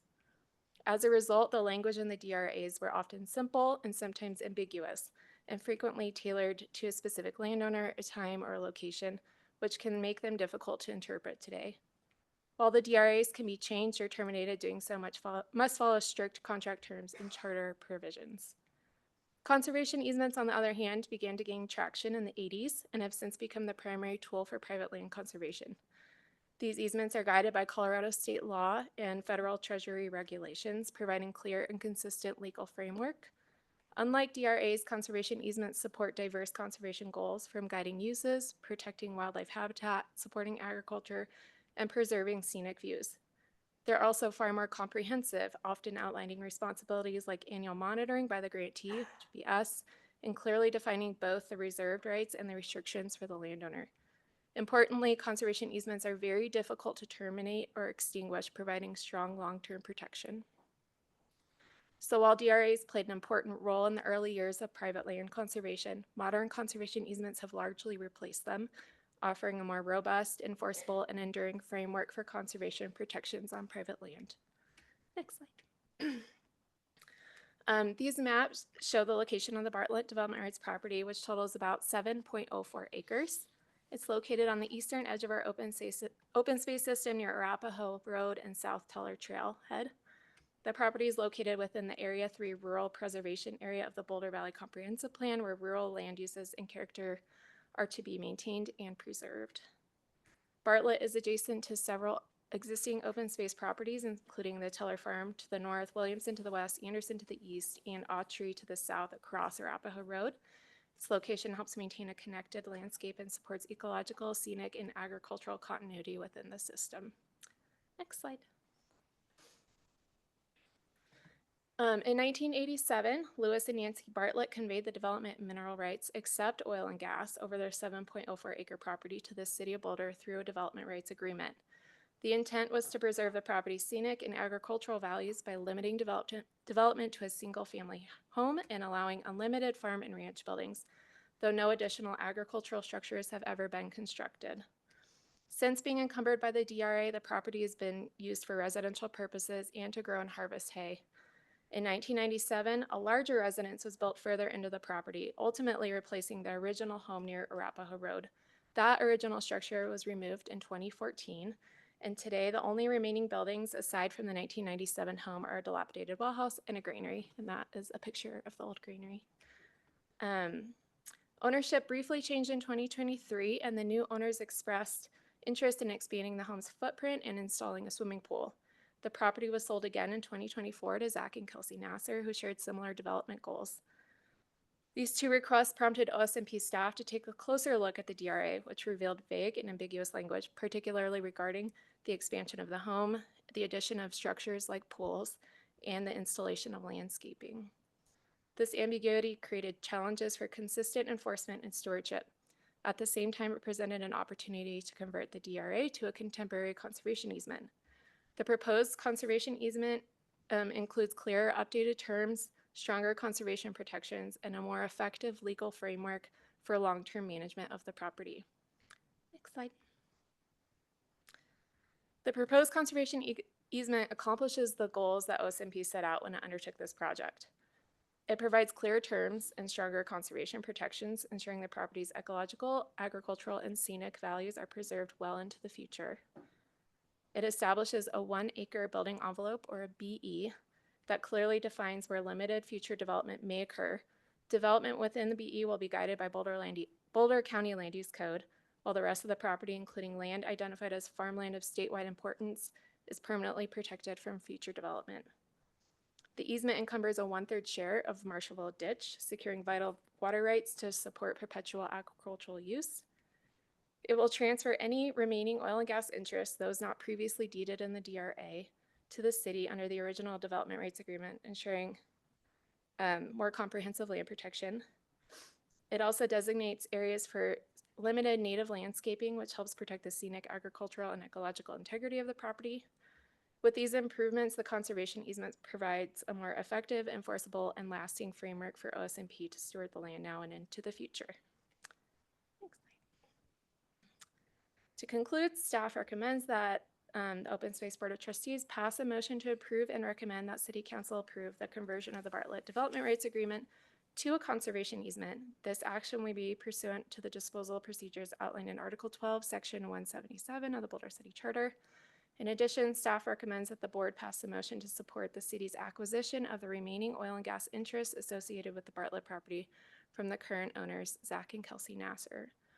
Together, these actions will provide stronger, clear protections for the property's conservation values and ensure long-term alignment with OSMP's goals. Next slide. And now we'll take any questions. Thank you for your time. It's nice to see you, Bethany. Of course, I don't know. I think the last time I saw you it was at Costco, but so we've seen each other. Okay, but that was a memorable time. I do miss you. You can blame Brady for us not catching up more often. Can you jog my memory? We did a site visit to another property that wanted a swimming pool as well. This is not the same property. I think there's been a few over the years. There's been a few. I don't know if this is. No, I don't, we have never organized any formal To this visit to one, the Bartlett, okay. no. All right, so this is a totally different property. Yep. It's just lots of people in Boulder County want a swimming pool, I guess. Yes. It's just weird, but okay. All right, that was just my point of clarification. Thanks. Okay. Any other questions? Brady? I have 5 questions. How much will it cost to buy the oil and gas development rights? Okay. So apparently Harmon, I'll just spit them all out and you can talk about it. How much is it going to cost to convert the DRA to the conservation easement? What is the current threat of oil and gas development? Are there other regulatory means at our disposal to prevent oil and gas development there? And are the 2 motions codependent? Is one dependent on the other and vice versa? Sure. I'll start out with there are no costs involved in this transaction either way. So it is an exchange of interests and rights and a negotiated transaction for people to do. So as part of any agreement to convert. Sorry. Maybe just Bethany. Pushing the button too many times. So repeat the beginning, just so it's Yeah, on the record. so there is no cost associated with either end of this transaction, with converting the development rights agreement to a conservation easement or with acquiring the mineral interests.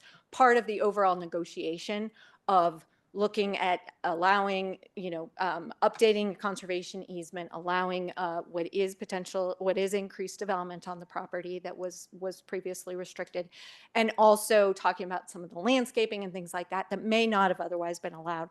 That was all also an exchange and part of the negotiation for the remaining mineral interests.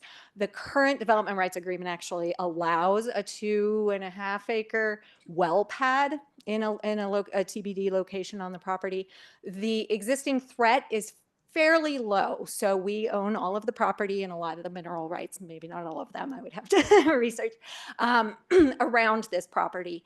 And recently the state restricted what's called forced pooling, which restricted forced pooling for local governments. You can't force pool local government mineral rights. So you couldn't, if they were to lease their mineral rights, you couldn't necessarily get to their mineral rights without going through ours, without going through our properties, which we couldn't be forced pool. So there's a lot of intricacies. The threat's probably fairly low. However, the regulatory policies change, state regulations, county regulations, city code, everything that influences oil and gas development in the county and on city land can change, right? Can be altered. And so tying mineral interests up is always a priority for us if we can. Did I answer all 5 of your questions? I'm not sure. You asked about other regulatory means. Well, I just want to know what the dollars and cents were. And it sounds like you all feel good about the negotiation and that we're extinguishing all these potential development rights and they get the ability to do some more things on the property and it's budget zero and Definitely. Presumably a win-win for everybody involved. Absolutely. And it makes Sarah's monitoring and stewardship of the property a Okay, lot great. easier. Thank you for answering my questions. Certainly. Sarah? John? Could you clarify on the water rights? Are we getting water rights or giving them water rights? The language in the packet was a little unclear. Yeah, so the conservation easement encumbers the water rights, so they'll be with the property in perpetuity. We won't own them, but they'll remain with the property.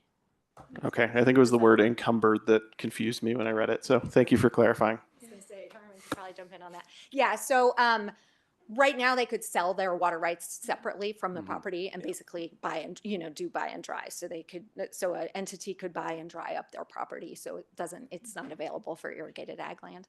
And so tying the mineral rights, so water rights, encumbering them and tying them to the conservation easement means the property cannot be sold without those water rights going with it. Perfect, thank you. I learned something new today. So is the conservation easement not drafted yet? It is, yeah.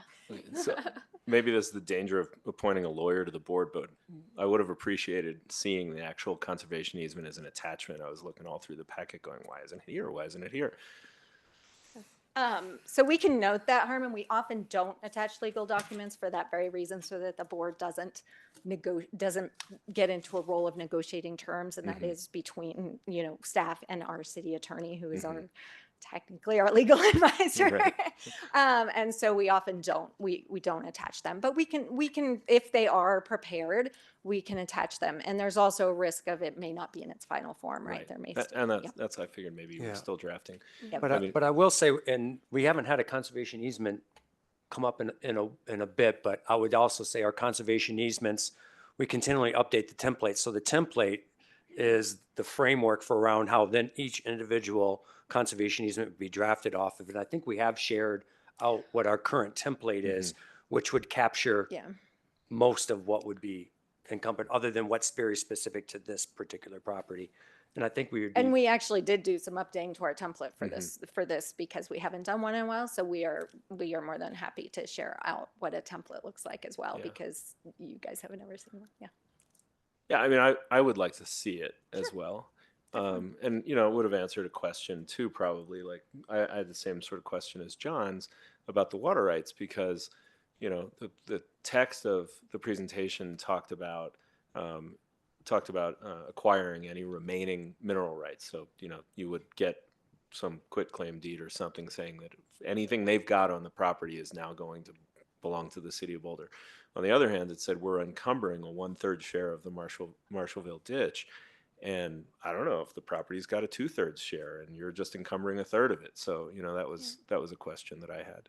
Is that all the water that's on the property? Is the conservation easement written such that That is all the water all that is surface and currently on the subsurface property. rights They are do covered? also have a well, but that is for domestic use. It's Well, only a domestic well? It's domestic irrigation because they are in left-hand water district, which is a little confusing. Okay. But Just to add that the draft of the conservation easement right now does call for that certificate, that ditch certificate, to be reissued in the name of City of Boulder and Zach and Kelsey Nasser. So it'll be titled in both the city and the landowner's name. So that just puts another level of protection on the property and ensuring that they couldn't sell off those water rights without our permission and sign off. Great, thank you. Certainly. All right, any other follow-up, final? Okay, so we'll close questions of staff. Do you guys want to deliberate at all about this or make a motion? Harmon, you have a public hearing item. Oh, yeah, sorry. Yeah. Public comment, but let's ask for anybody who's in the public to come on up if they have any questions. Sorry about that. It's been a while since we've had a public hearing. Must be out of practice. Anybody online? Nobody has signed up in person. It does look like Zachary Nasser has raised his hand, and Okay. so I can, Zachary, you should be able to unmute yourself and speak. Hi, good evening. Can you hear me? Yeah, go ahead. Yeah. Hi. Good evening. My name's Zach Nasser. I'm here with my wife Kelsey and our daughter Harper. Just wanted to introduce myself. By way of quick background, we purchased the property almost a year ago to the date. Over the past year, we had several productive meetings with Sarah, Bethany, and Mark.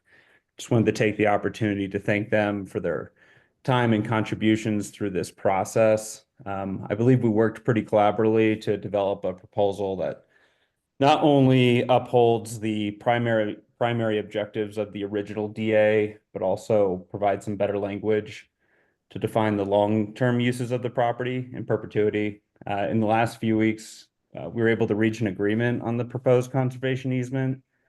I think each side walked away wishing they had a bit more, so I'll chalk that up to just a good negotiation. Moving forward, we look forward to continuing good stewardship of the land and an ongoing partnership with OSMP, and just wanted to make myself available for any questions and more so introduce ourselves.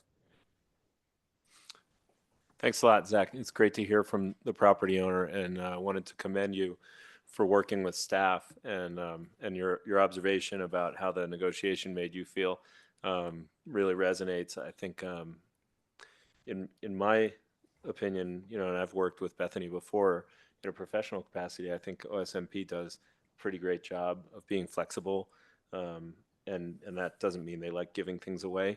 It means looking for win-win scenarios, and I think one was reached here. So that's my comment on this. I'm going to be voting for this. Is there any other deliberation comments? We do?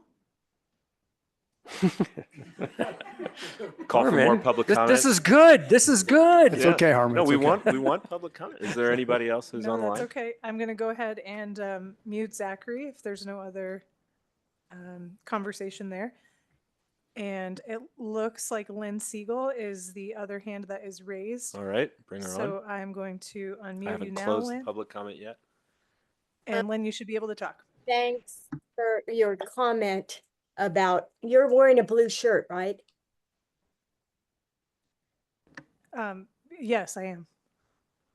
Brady. Oh, you, Brady.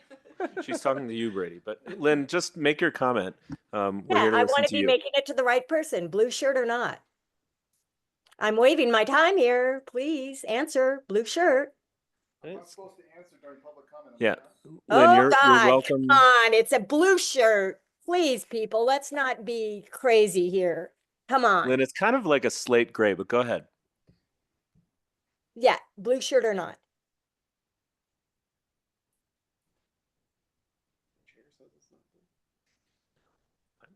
I'm good. My colors are good. Okay. Do you have anything else, No, Lynn? yes, this is my time. Blue Go for it. shirt or not? Blue shirt or not? Pretty simple question. You're taking my time here, but go right ahead. Steal my time. Go for it. Lynn, you're taking your own time. I think you should just go ahead and make your comment. Blue shirt or not? Left side of the council chambers. Brady. Good God, people. What are you doing on this board? This is utterly ridiculous. I just want to know who I'm addressing. Talk about engagement with the public. You are not pleasing me at all right now. Now, Brady asked some good questions about this. Like, is it worth it for us to, if we had to pay for it, which we don't, and I'm supporting the thing. But you know what I'm not supporting? The county and the city and the state who put a fire igniter on my property, blocking my side yard setback. And I'm going to be starting the next Marshall fire. And it's on record here that I know this because I was gaslighted by the county on a retrofit from 10 years ago when Lynn, are you speaking to the public hearing item? Yeah, Because I'm not am. getting a connection. Yeah, I am. Okay, let's bring it am. around. I'm speaking to this item because it's all connected. It's all connected. The vendor that that I consulted for my retrofit was installing a solar project, and the vendor couldn't do it under adverse conditions, and the county was forcing them to do it anyway. So the vendor declined the job, and I couldn't trust the county anymore from that point on, which I can't now, or the city or the state for retrofits, for energy stuff, which is what we're always talking about, right? This is oil and gas, it's energy. So what are you going to do about that? Okay, thanks for your comments, Lynn. Any other public commenters?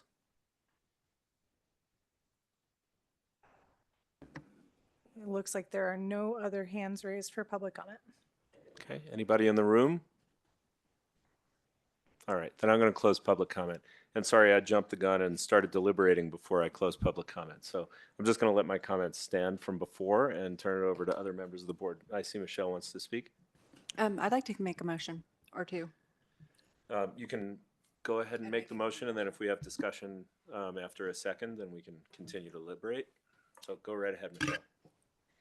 Okay, let me see, make sure I can get this right. I'd like to move that the Open Space Board of Trustees approve and recommend that City Council approve the conversion of the Bartlett Development Rights Agreement to a conservation easement pursuant to the disposal procedures of Article 7, Section 177 of the Boulder City Charter. Just a quick correction, that's Article 12. 12. Do I need? It was your motion, but we did leave out a middle part of a sentence, at least in the staff's recommendation. If that was left aside on purpose, that's great. If No. not, just want to make note that. No, I was trying to read it verbatim, but I'm wearing reading glasses now, so I'm not really. Okay, well, I'll restate the Did I? motion. Okay. But you can keep But going. it's I as. think we're going with the motion as presented on the screen, right? Yes. Okay. Okay, so I'm making two motions? Yes, please. Okay, here's, I'd like to move that the Open Space Board of Trustees recommend the acquisition of the oil and gas interest connected to the City of Boulder's Bartlett DR property from Zach and Kelsey Nassar. I Did I miss second. anything? No, I don't think Okay. so. Okay, and we're getting a second from Sarah? I second. Okay. Yep. So we got a motion on the table. On both, Sarah? I second both motions. Okay. So two motions from Estrella, both seconded by Glenn. Any discussions of the motion, Brady? Yeah, I just have one comment. I wanted to thank Zachary and the Nasser family for calling in. He did say that both parties walked away not getting everything they wanted. Is that the case? And what is it that we wanted that we didn't get as the city? I have to ask that before approving the motion. I'm just too curious. Anyone could talk to this.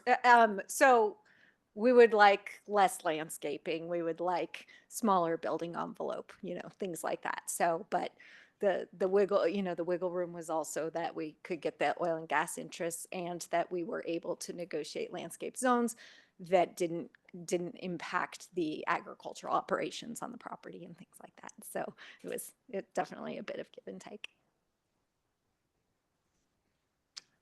Yeah, and Brady, I think when you're looking at these old DRAs, they allow for things like a 2.5 acre oil drilling pad and, unlimited numbers of agricultural buildings. You're definitely stripping back a lot of the rights that the landowner has. And in return, I think that's really the crux, like you were asking about how people walked away with less than they started with in some respects. So, but a good solution. So again, I'm happy to vote for that. And if there are no other items for deliberation, okay, then the motion on the table is the OSBT is moving to approve and recommend that council approve the conversion of the Bartlett Development Rights Agreement to a conservation easement pursuant to the disposal procedures of Article 12, Section 177 of the Charter. And the board is also recommending the acquisition of the oil and gas interest connected with the Boulder's, City of Boulder's Bartlett DR property from Zach and Kelsey Nasser.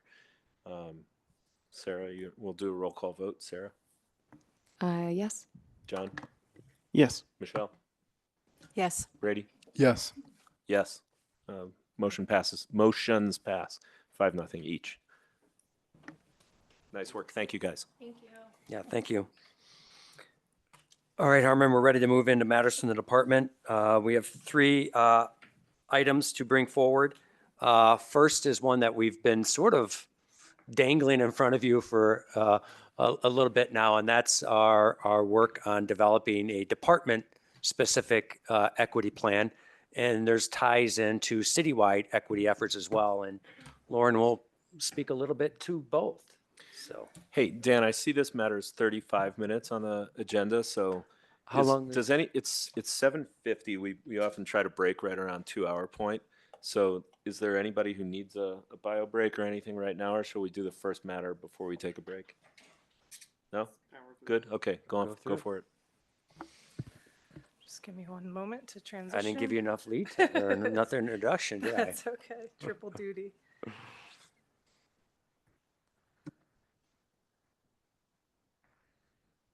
Okay. Hello, everybody. We are here, as Dan mentioned, to talk about the OSMP Equity Action Plan. My name is Lauren Kilcoyne. I'm the Deputy Director of Central Services, but I did not do most of the work. I want to give credit. It's a great joy to be able to give credit to all of the staff that worked on putting this together over the last couple of years. We had about 145 of our employees involved in the drafting of this and prioritizing our actions and figuring out which logic models would be in there. And most recently, our planning coordinator, Haley Malone, was the one to get us over the finish line in drafting this. So I am the mouthpiece, but definitely not the architect of all of this, and appreciate all of that.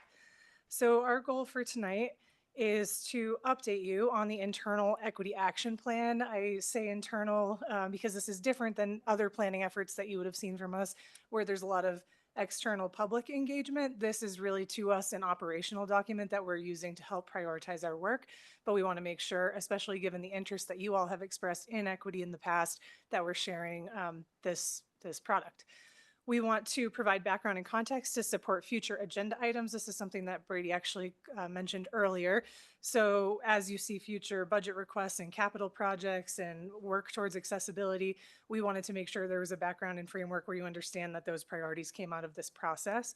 And we want to consider any feedback that you have before our final plan adoption. We'll also be presenting to City Manager's office in the next couple of weeks and rolling both sets of feedback in before we finalize and adopt the plan. A lot of this is in the memo, and so in the interest of time, I don't want to repeat too much, but I do just want to credit and honor the many decades of work over the past, the whole history of open space, really, when staff have been developing projects and doing equity work, and there wasn't necessarily a plan or a framework where you would capture and track that, but we know we've been running Spanish language programs for many decades, bilingual programs, doing our ongoing amazing work with our tribal partners. And we've been able, through the master planning process, which set our 10-year vision, to formalize some of that and set intention to continue and accelerate that work in some areas. After the master plan was developed, we formed what is now called our Department Equity and Belonging Team. And that was a very grassroots effort among staff who wanted to advance equity initiatives and come together and talk about best practice. And that is a team that's existed for the last 6 years, and they've taken on a number of really wonderful projects in support of our equity goals.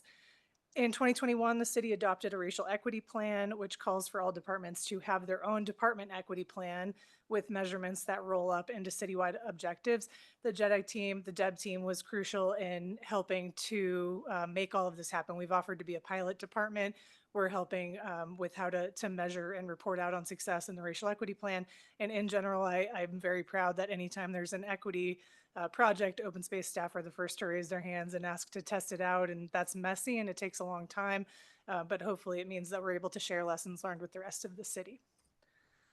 This is this upside down triangle is something that you see anytime we talk about planning or budget, and it's just to help us organize where this fits into our work. And so the second to last triangle there is where this department equity action plan would fit. So we want to make sure that as we're onboarding equity projects and actions and goals, that those are in alignment with things that we have already committed to, right? So a lot of what you see in the logic models and in the plan, you see it called out. This relates to this master plan strategy, this citywide strategic plan strategy. So we want to make sure that we're not out in left field taking on a new initiative that we can't support, especially in the fiscally constrained budget climate. We are intending to use this to support prioritization during work planning so that our staff can look at this plan and understand where that which actions most tie to their own work and be able to carve out capacity to support those things.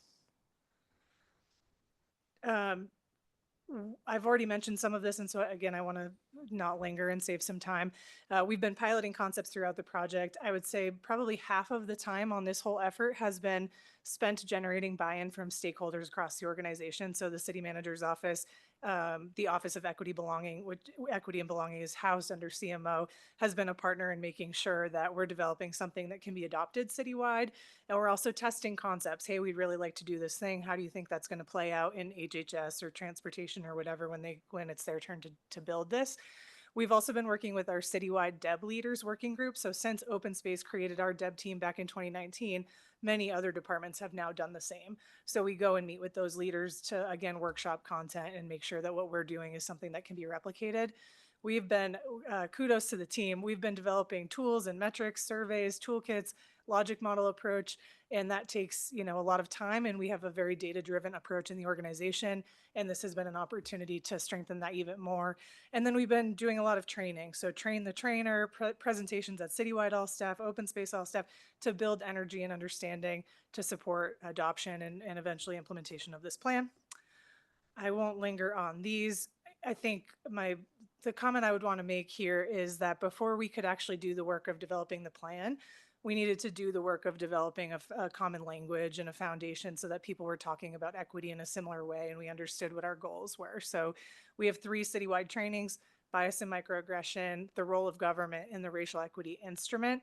And those were required of staff over the last several years. And we have an ongoing goal of 100% completion of those trainings, which helps the staff to engage more meaningfully and moving from learning into action within their roles. We also continue to work on recruiting new DEB team members, making sure that we're aligning the skills of that team with what we're going to need for our equity initiatives over the next couple of years. And we're doing data analysis, we're rebuilding our templates, and we're constantly reflecting back and iterating, understanding that we're the first ones up and that we're going to have to hand this off to be something that works for everybody else. So a couple of things that the plan is not, and this kind of harkens back to our budget conversation over the last couple of months. This is not an attempt to set policy for the organization. I know this group had raised interest in reexamining our fee structure. Can we abolish fees? That is something that we would need to undergo planning efforts around, partner with the city around, and we wanted this to be a plan that was made up of things we know that we can accomplish over the horizon of the plan over the next few years. So we presented to you all on the planning framework. If something like that gets onboarded as a priority for our public planning efforts, we would then revise what our expectations are in these logic models to reflect that that's a priority. But what we wanted to capture here in the first iteration of this plan is what we know we can accomplish without sort of assuming what the outcome would be around a policy change. So we did not want this to be an effort to sort of project into the future what might happen, but we understand that we can continue to adapt as we go. This is also not a comprehensive list of everything being done. Every open space employee has an equity performance goal, and that's been true for several years now. And so folks are across the whole organization are looking all the time at ways that within their work plan, within their scope, they can be applying an equity lens and getting things done. But what we wanted to do here is provide a guiding document that said, all of that should continue, and here's where we're going to be really investing over the next couple of years in a more substantial way. So as I already mentioned, this is not an external public engagement or planning effort. We did not run public engagement on this process. This has been entirely an internal planning effort. and we recognize that it's not a long-term document. So the City Racial Equity Plan, which was adopted in 2021, I believe had a 5-year horizon when we would be looking at those strategies again and updating it. And we want to make sure we're staying in line there while also understanding our master plan had a 10-year vision, and that provides a longer ramp. So a lot of what is in this document is with an intention of being accomplished in the next 3 years. And we would make sure as we get more guidance from city strategic plan updates and the racial equity plan update that we're staying in line with that and making adjustments as we move into more of a medium or long-term time frame. So what this plan is, now that I've talked about what it's not, the purpose of the plan is to apply an equity lens to existing and upcoming work. We have an extensive work planning process, which I talked to you about extensively during budget, and we are asking those folks during that process if the project has an equity lens, what the incremental cost is to add the equity components, and we're trying to focus on how we can accelerate our equity efforts by accomplishing the work that we're already planning to do within our prioritized work plan. I've already mentioned this, we've set a timeline of 3 years, and we're continuing over that time to improve metrics and measurements. So for each of the logic models that's in this plan, we talk about ways we're going to measure success. And those are things that we can ask the subject matter experts to report back on, that we can track over time, continue to revise goals, and be able to say like, oh, okay, we're not going to, that's not 3 years, it's 3.5 or 4, and be able to update that in a realistic way. And the last thing, which is the fun part, is this is an opportunity to share the good work being done. A lot of folks across the organization are thinking about this all the time and really making efforts to improve our equity practice. We don't have internal mechanisms to report out on that in an organized way. We're not doing newsletters or posters or anything like that. So there's an opportunity with plan adoption to think about the way that we implement and communicate the wins and the success stories and help to generate additional energy across the organization. I am certainly not reading this slide to you. This is our logic model approach. And I'll just say many, many, many months of trade-off and compromise to get to this model. This does not look like a logic model that you would see from us typically, but we need to make sure that this can be replicated, that a department that does not have as many staff or doesn't have a data team can look at this and find ways to fill it out, and that we can roll all of these things up to support the report out on the citywide racial equity plan. So we very loosely have captured this in terms of inputs, outputs, and then short, medium, and long-term outcomes. And the closest example of this in the city is the Budgeting for Resilience and Equity tool that's published on the city's website, where all of the departments are reporting out on what they're going to gain from budget investments. So when we were looking at what has already been sort of workshopped in the organization, what were people most familiar with, this was the closest that we came. So we recognize it's imperfect, and this is something that allows us to move forward in some way to model the work that we're going to be taking on. And then I'm not going to read all of the goals and actions. They're in your packet and you've read them, but I'll comment on a couple of the themes. So when we surveyed staff about what their experience was and about the baseline condition of equity in the organization, it was almost a 50-50 split in topic. Half of the answers related to how we are delivering services publicly on the land system and to the community. And the other half of the answers had to do with what it's like to show up and work at open space. So hiring and retention and the lived experience of being there. And so we've tried to organize these themes to capture that split. So the first two themes focus on our external work. The third theme and the fourth focus on more of that internal ongoing work to improve the operations of the department. Prioritize funding, the comment that I'll make there is that this should align pretty closely to the strategic enhancements for the budget. So you all saw those in January. We've been talking about them a lot, but we have 3-year strategic budget enhancements where we're going to accelerate funding. And we want to make sure that if that's where we're accelerating our budget investment, that we're applying an equity perspective to that. So in these goals, you see climate action and asset management, which relates to all of our goals around taking care of what we have. The second theme here, continuing in the external service, is accessible and authentic engagement. And that includes our E&O work, our web content and social media work, and all of our ongoing meaningful engagement with our Indigenous communities, including tribal nation partners. So there's a ton of great work happening across all of those work groups and the staff that are supporting them, but the focus really is external and how we're serving the community. For theme 3, we start to shift into that internal practice And this is really around hiring and retention. And I would say that that also includes procurement. We have a lot of longstanding contracts with vendors or augmented staffing models. So things like Mile High Youth Corps, Bridge House Ready to Work, where they're in some ways an extension of our staff, right? And we're always looking at what those contract amounts are going to be. How can we remove barriers to partnering with the city and offering goods and services to the city? So that is the goal there. And then finally, trainings and tools. So the Human Dimensions team presented on our POVs survey data some months ago to you all. And they, in that presentation, referenced this as well, where there may be opportunities to further understand demographics and how people are using the system and how we can remove barriers. And then we continue to partner to make sure that staff are up to date in their training. So I mentioned 3 required trainings earlier, but new ones are coming on all the time. Simplified language has been a focus for us lately, especially with the Colorado law that goes into effect on July 1st around digital content. And then we want to make sure anybody new who's joining is still getting a lot of that foundational material. So that is how I would summarize this final theme. So in the interest of time, I will pause there for any questions and comments. And again, just want to say thanks to everybody who got us to this point. So that's it for me.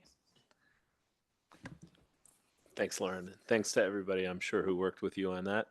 And, you know, sort of in light of what Sarah was talking about with leadership that OSMP has taken citywide fire resilience, I wanted to give you great kudos for taking the lead here citywide on doing this planning work.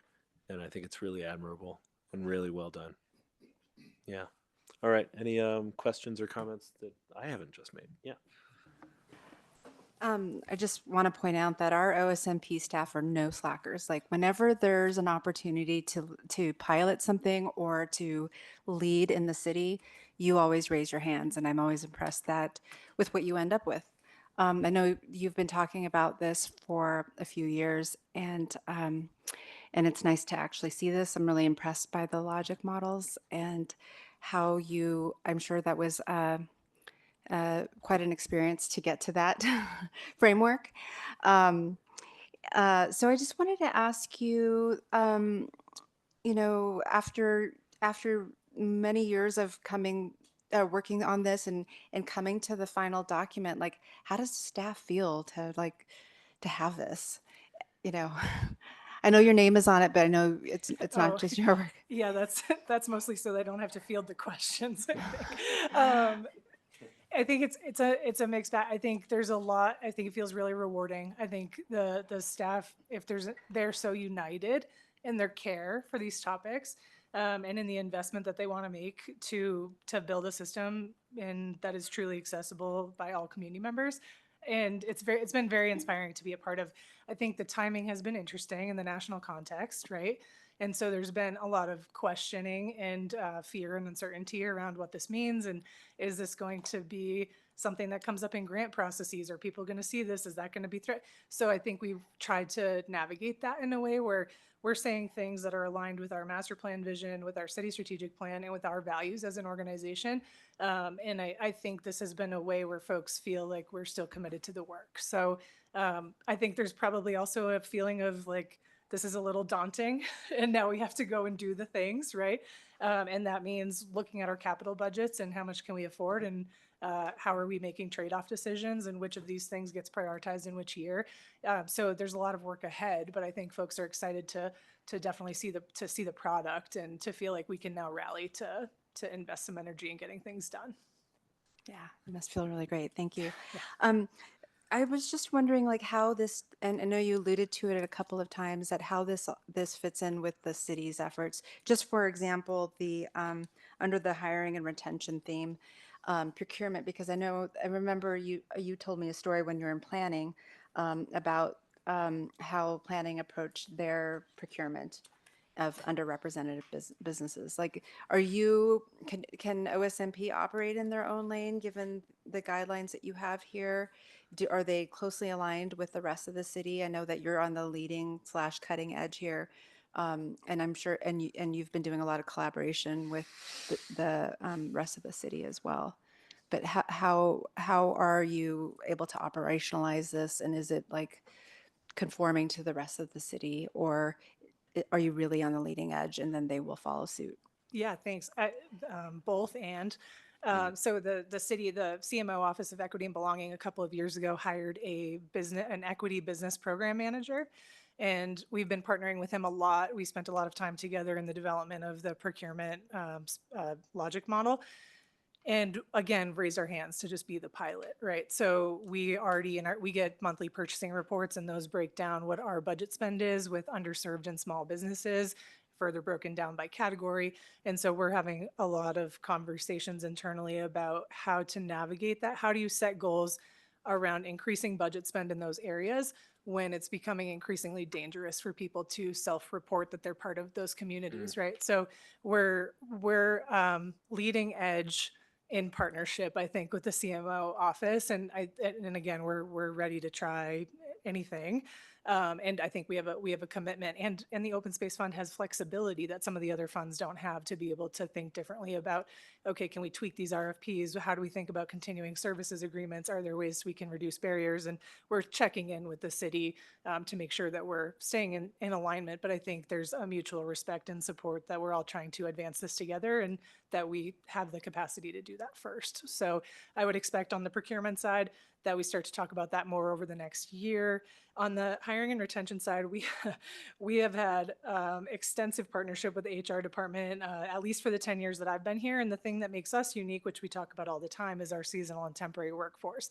So we have this built-in agility where every year after we terminate folks for the season, we're thinking about rehiring, job description updates, removing biased language, posting to job boards in a different way, going to different recruitment fairs, working with community colleges and not just 4 years. So we get to do that every year, where in other places we have amazing staff across the organization, but you're not doing those things unless you have a vacancy or a turnover of a standard employee. So I think that agility has served us well, where we can say, hey, HR, let us do it first. And that's very messy when you ask managers of 225 people to pivot their approach and rewrite job descriptions. But I think it allows us to make real progress in the way that we're thinking about posting jobs and recruitment and how we retain a seasonal workforce. We have, I think, 60% of our seasonal and temp staff return every year. So that's really high when you consider that for 3 months, they're not employed by us, and they need to figure out how to survive. So it's always a challenge, but I think again, we're HR has allowed us to pilot some things, and our data supports their ability to change some citywide practice. Thank you. I just had one last comment. And I'm glad you stated that up front, that what this plan is not, because I know that when we were talking about fees, you had mentioned that, oh, we're working on this racial equity plan. And so I guess I, in my mind, planted that, oh, well, this will actually help us set policy. And so now that's really clear in my mind that this is not currently being used to set policy, but it could be if we wanted to adopt this framework. Yes, I think so. And then the other piece with Charlotte coming to present to us last month on the long-term financial strategy, I think that is another policy input, right? Where they're talking with all the boards, they're doing public engagement. Council will review this through the budget process, and through review of the long-term financial strategy, they may make recommendations and adopt policy changes to support the revenue planning for the city. So that beyond our public planning efforts at Open Space is another opportunity where policy change might occur. I don't know which direction that's going to go. I don't know which policies would be adopted, but as we know more, we would be incorporating that into our prioritization and what we want to accomplish on the equity front.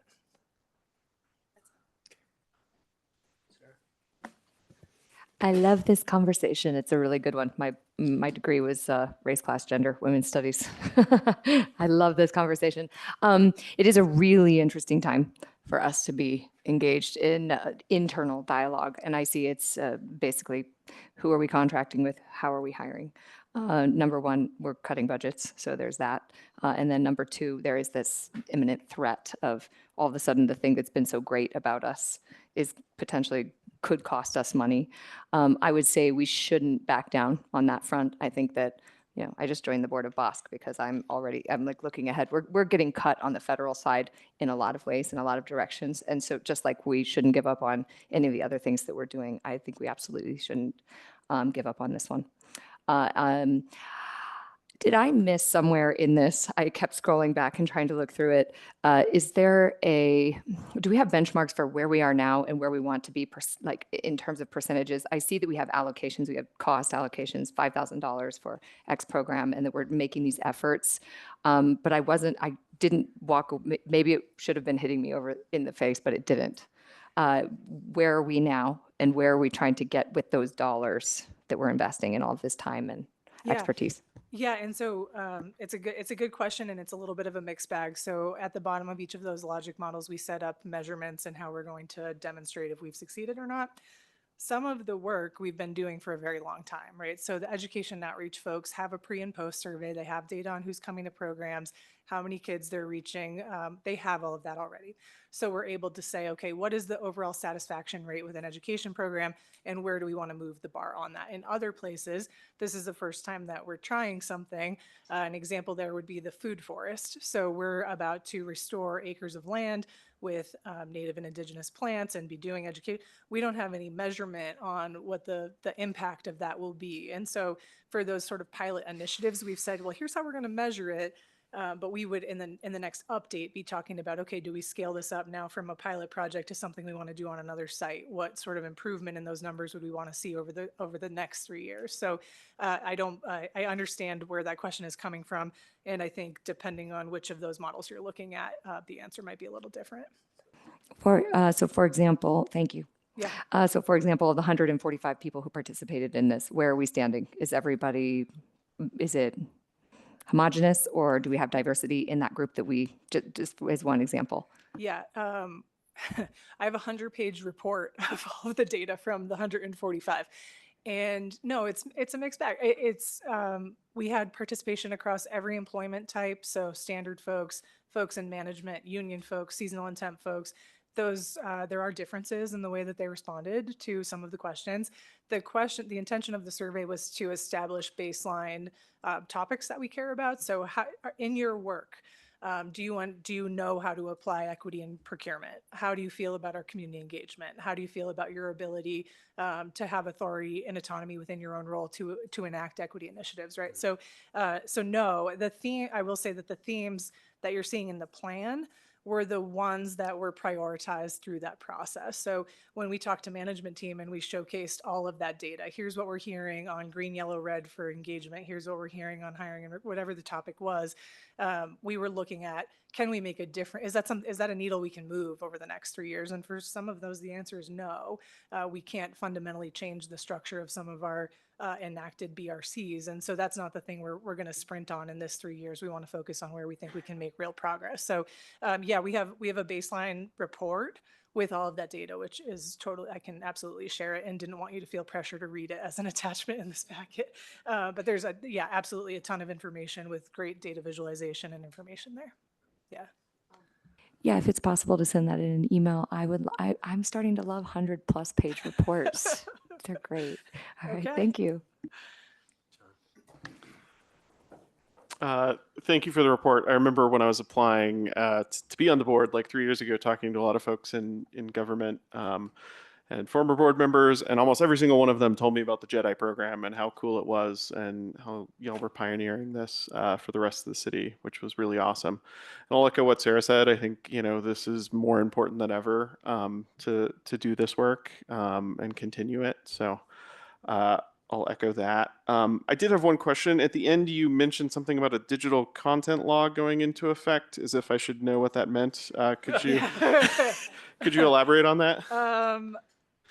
Yes, I'm going to get the acronym wrong. It is the new Colorado state law on digital accessibility with additional WCAG regulations around how we're presenting digital content online.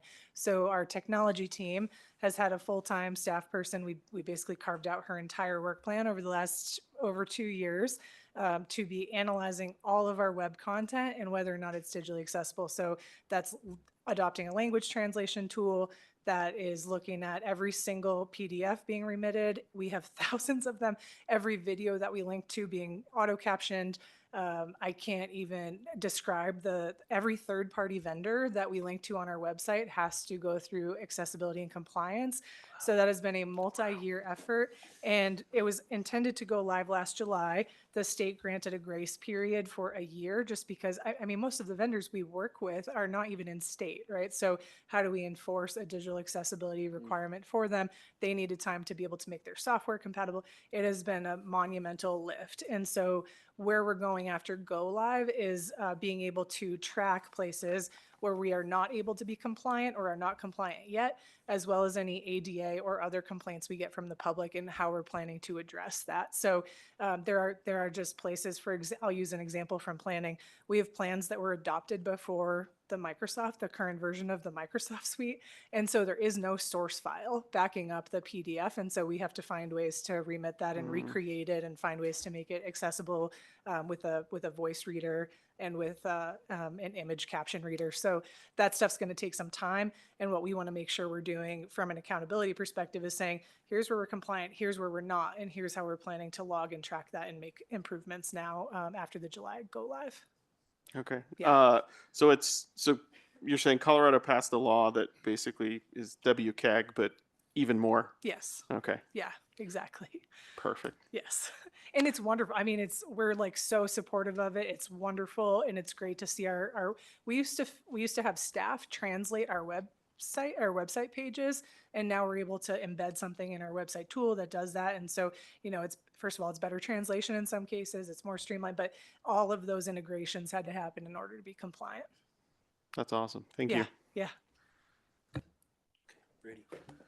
Yeah, a quick comment. I just think it's great that the city is continuing to pursue this and live out our values in spite of the pressures of the current administration. So I just want to say that. And I think in some ways in this environment, it's even more important to be incredibly rigorous.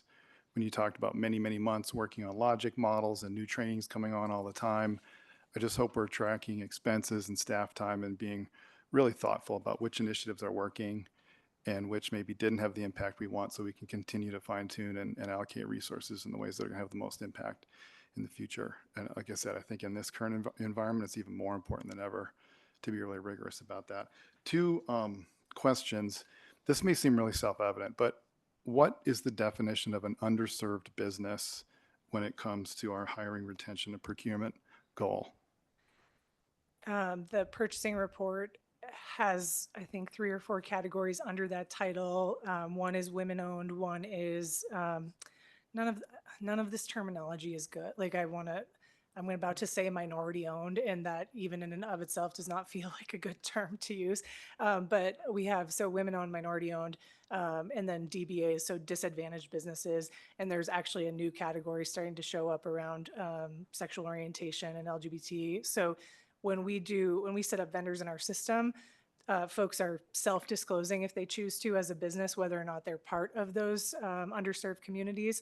And what Patrick in CMO has told me is that there's intention to rewrite that definition over the next year based on what the state definitions are, and then think about the ways that we might broaden that beyond kind of some of that maybe outdated terminology. Women-owned in and of itself presents a gender binary, right? And so there are ways that we're lagging in some of the definition of underserved. So that is where we're at right now, and I can follow up with exactly how that's written in our purchasing guidelines. But I think the city has already recognized that we're Okay. planning to update those definitions. Yeah, sometimes in these kind of conversations, there's this presumption that we all would know what we're talking about, and I don't think that's actually the case. Okay, so yeah, that was one. And then the other question is, have we vetted the term Latinx when it's well known that 2 to 3% of Hispanics, Latinos, and Latinas refer to themselves as that? Is there a reason why that term is being used in this memo and presumably elsewhere in the city? Have we vetted it? Yes. We have talked about it extensively internally. And I think when I got here, a lot of the terminology was around Hispanic. And so when we were looking, when the city was looking at demographic data and where a lot of our Spanish speaking community members were coming from, I believe they wanted a way to differentiate which Spanish speaking countries and where and globally a lot of our residents were coming from, to be able to be more specific around how we engaged with those cultures in a respectful and meaningful way. So I think that's something that again, will continue to be looked at and revised. And the city does a good job. We partner with Centro Amistad, and we have all these community connectors, and they're working with nonprofits who are engaging with, I'll use the term Latinx community members, to get feedback on what that experience is like, of how our terminology, what's our programming like. They're getting feedback all the time, and I think I've seen them be willing to make course corrections and adjustments as we go. I probably haven't asked that question in the last year, and I'd be happy to reach out to CMO again. Yeah, I mean, I'm obviously I'm not a member of the Hispanic and Latino community, but I just have never known anybody to self-identify that way. So I'd just be cautious about that. And my last comment is, Lauren, I don't know what happened for you to be the one sitting in the hot seat answering all these questions, but you're doing a fantastic job. This is fun. You are really good under pressure Oh. in a public setting. And so I just want to thank you for representing all these many hours of work and so many people. You're doing a really good job. It's hard to answer these questions. Thank you. Yeah. Anything else? No? Yeah.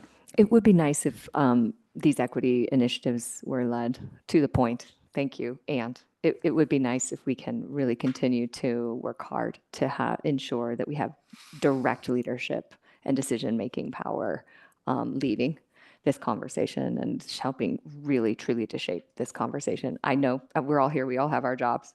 I'm the white woman in the room. I'm not.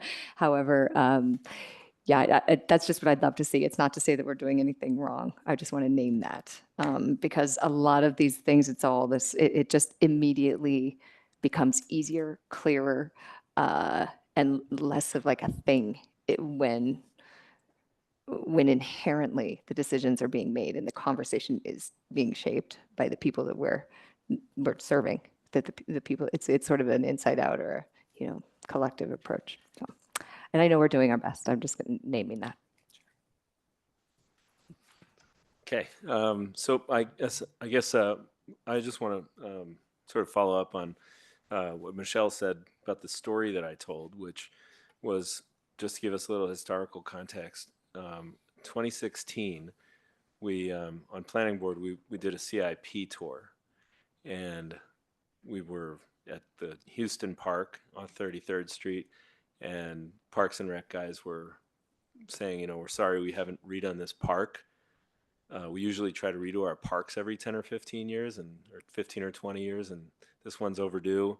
And I'm looking at basketball nets that are twine. I grew up in a city with chain nets, where most of the nets were not even existent. Backboards were broken. And, this park looked great to me. And so when we went in front of, when the CIP came in front of us on planning board for approval, because we approved the whole citywide CIP, which at the time was $500 million for 5 years. $100 million a year for a city of 100,000 people, $1,000 a person. Every baby, every senior citizen, every person gets $1,000 of public improvement citywide. And I'm up there saying, hey, this is a city that's built 80 underpasses, so bicycles don't have to wait at red lights on already safe intersections. I think we have discretion as to how we spend this money. We should spend it on women-owned businesses, disadvantaged businesses, minority-owned businesses, and local businesses. And why? Because it helps resilience. If we don't have equity and diversity, we don't have as great a city as we can have. And if we don't have local businesses that can actually push dirt around and fix pipes and stuff like that, good luck the next time we have a big flood, right? Because when the road's washed out, they ain't coming from Longmont. And I put that motion in every CIP from 2016 to 2020, 5 years in a row, and finally got it in my 5th year, my last year on planning board. City council adopted it.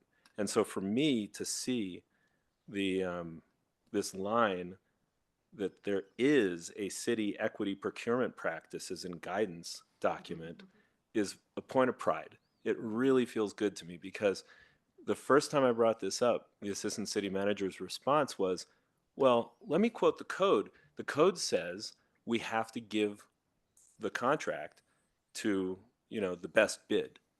So we're not looking at equity, as if this was good government. And I said, my whole point is that's not good government. And so I'm just really happy that this is something we do. I think it's fantastic. And I would also just add that, maybe they don't meet the definition of underserved businesses, but it's really important to contract and procure with and from local businesses, because we need that in our community. This cannot be a city of $1.5 million houses and rich people who can't spin a hammer or a wrench or anything, that we actually need when the chips are down. So I just add that to the mix. If you have any ability to consider that, I'd appreciate it. Thank you. And thanks for the allyship and advocacy over all the years. Yeah, thank you. Dan, thank you, and thank you, Yeah, Lauren. great. And so Lauren basically said she was just more of a mouthpiece up here. I would beg to differ. She has assumed a big leadership role for this since we had some staff turnover of some of our leadership. And I would just say that we have a lot of meetings. Sometimes I have 7 or 8 meetings a day, which is pretty common for me. We have a number of management team meetings, which everybody who supervises staff get together. It's 25, 30 people. And one of the best meetings in my nearly 10-year career here at Open Space was the meeting Lauren helped put together and run about gathering all the data for what we want this equity plan to look like. It was last fall, and still one of the top 5 meetings that I've been a part of in terms of, wow, in 2 hours we accomplished all that. And so just kudos to Lauren and her leadership. And you are more than just a mouthpiece on this, I'll tell you that. Well, So- anybody who can get, a bunch of questions, random questions shot at her and have an answer for each one. She clearly has read the material, if not written it. But so congratulations to both of you. All right, real quick, do people need a break now, or do we want to keep pushing on? Yeah, push. Okay, push. All right, we got 2 more items for you. We're going to follow up with what we felt was a nice segue into our accessibility programming and infrastructure. So we intentionally sort of paired these 2 items together, and Jeff's going to provide a brief introduction and then turn it over to some other staff to talk about that work. So, Jeff. Yeah, thanks. Good evening. Jeff Haley, Deputy Director for our Visitor Experience and Infrastructure. Come on up. You guys can go ahead and get started. So as Dan mentioned, we have the next item regarding accessibility. And so I just want to say a few things while we're getting teed up. Accessibility, just as Lauren mentioned in the equity plan, I mean, it's threaded throughout all of our work. It's a foundational guiding principle. There's probably any plan that we have within our portfolio, not only in the department, but throughout the city, has accessibility threaded through it. Even our city's vision and values, our citywide strategic plan, all that guiding guiding principles and foundational knowledge really starts to point at it as accessibility. So it's a paramount kind of important aspect of our work. The visitor master plan in particular for OSMP highlights accessibility. That's a 20-year-old plan, for example. And so a lot of the work we've been doing with visitor use, as well as our education outreach, our programming, has components of accessibility that we want to talk through this evening. Brady, you brought up budget earlier. I think that's one of the key elements of accessibility as well. As example, last year in 24, I think just in terms of the visitor infrastructure budget, we had about $5 million in projects ranging from trailhead renovations to trail work to facility repairs. And pretty much every one of those projects have some level of accessibility improvements. Sawhill Ponds is a big project we're working on. We've talked with the board. We're doing an accessible fishing pier, for example, and other things like that. We actually have a full-time staff person on that's focused on accessibility. We also have seasonal staff that are dedicated to accessible programming and that sort of thing. The memo that's in your packet is very thorough.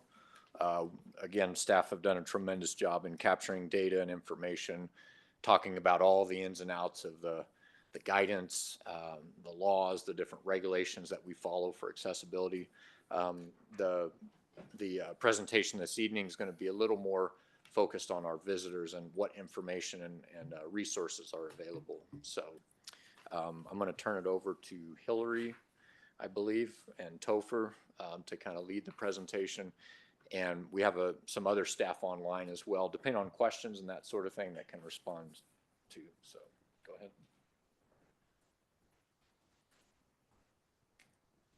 We're gonna pull that down, or am I gonna shout? We can do a little bit of both. All right. So I am Hillary Deese, Visitor Infrastructure Senior Manager.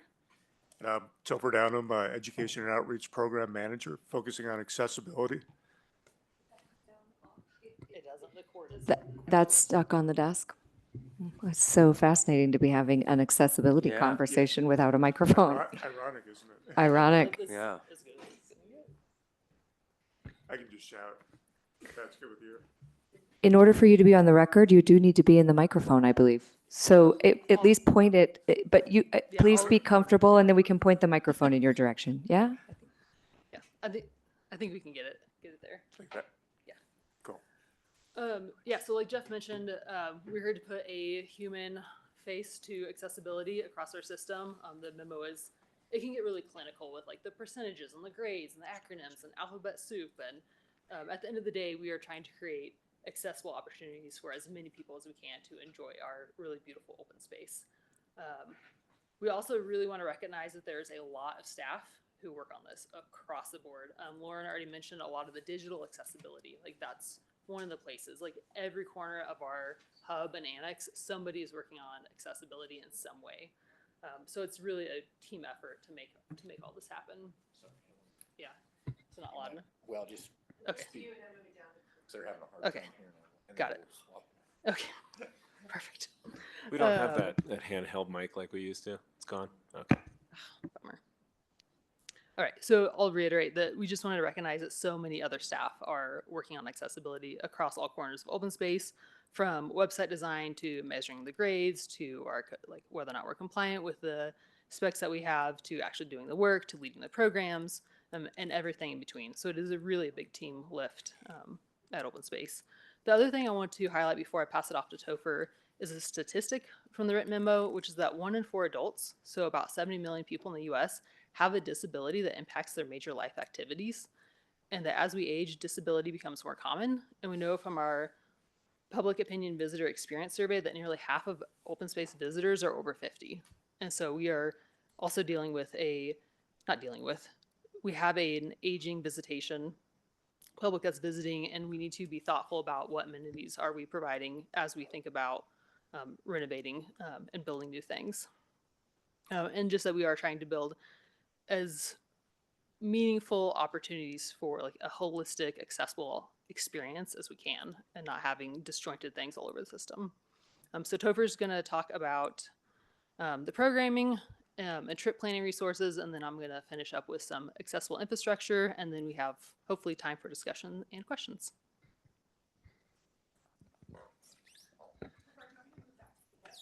Yeah, maybe. That actually might make it better. I'm strong. You are strong. Trail builder. Can you guys hear me all right? Sweet. I think we got this figured out. So I'm just going to introduce myself to a little bit of my history. Almost 30 years ago, I was finishing up my last semester of college here at CU, and went out drinking with some Norwegian friends. I'm not going to go into too much detail, but a couple of us decided to go diving afterwards, and I broke my neck that last semester and became a quadriplegic. Finished school up, went through Craig Hospital, did all that too, and started doing rehab and started doing convalescence and just kind of dealing with my new body, and a lot of grievance. And so I'm in Boulder, and I kept, like, every time I got pissed off, I'd find a trail, and I'd find accessible ones, I'd find inaccessible ones, but I'd find a trail that would just allow me to connect with nature and really help me like recover. So in that process, I decided, man, we got to get this information out to everybody. Like anybody with a disability needs to get out there.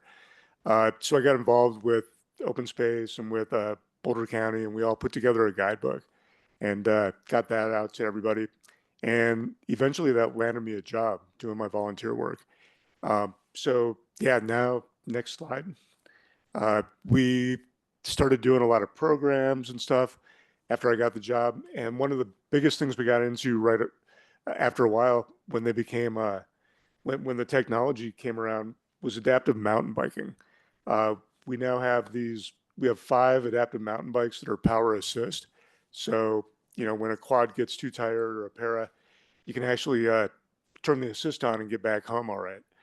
It's great too for when you're hanging out with your buddies that are able-bodied. You don't get worn out. You can make it back home and have a beer afterwards too, instead of taking a nap afterwards. That's been a really big program for us. We've gotten a lot of people out during COVID. We got a ton of people out. That picture taken to the right there was actually during COVID. You can see our masks. We had to have our mask on while we were hiking on the trail. So yeah, that in and of itself was just a way to get people that were isolated back out there, getting outside, getting rid of those mental illnesses that COVID was bringing on, that isolation. So amazing. We keep bringing people on with that. One of the cool things, the reason I like doing it is actually you get out there and there's people who have never done it before. And they're all tentative and stuff. And they're like, oh man, I don't know if I can do this. And you get them to go around the parking lot a few times. And then you go out there. And by the end of it, they're like just passing by me and they got a big smile on their face. And they're connecting with nature in a different way than just being in a wheelchair. Next slide.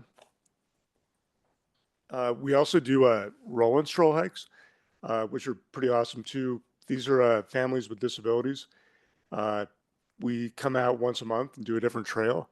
And now there's just like this whole camaraderie. A lot of the same families come out, and it's a good time to complain and then embrace life too at the same time.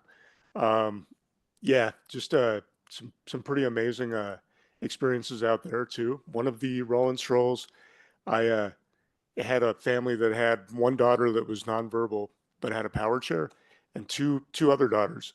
And I just happened to have a couple extra wheelchairs with me that day. And by the end of it, the daughter that was nonverbal was like the engine, and the other two wheelchairs were like the other two daughters were like hooked onto her, and that daughter had a big smile on her face too, just cruising around, and her sisters are holding on, just zigzagging around. Those are the moments that I just love. That's one of the reasons that I'm here today, is just because I'm connecting people with nature and bringing happiness. Next slide. We also do experiential wheelchair hikes. So we're actually up there, getting people out there to kind of experience like what it's like to be in a wheelchair and hiking, what it's like to be dealing with like tough slopes and cross slopes and pressure fines that are too loose, and just all the different things. That too is just amazing. Like seeing people, their eyes open up and be like, oh my God, like I understand now, like what you're going through. Like that 1% grade going up to Wonderland Lake. So hard in a wheelchair, but so easy when you're jogging. It's kind of funny, like this is YSI on the side there, Youth Services Initiative. And they're out there, we're all wheeling around, and they're all tiny. So the wheelchairs are way too big for them. So they're up like this, and they're having a blast. And at the end of one of them, that girl right there, right after that guy, she asked me, she's like, "Do you rent these out for birthday parties?"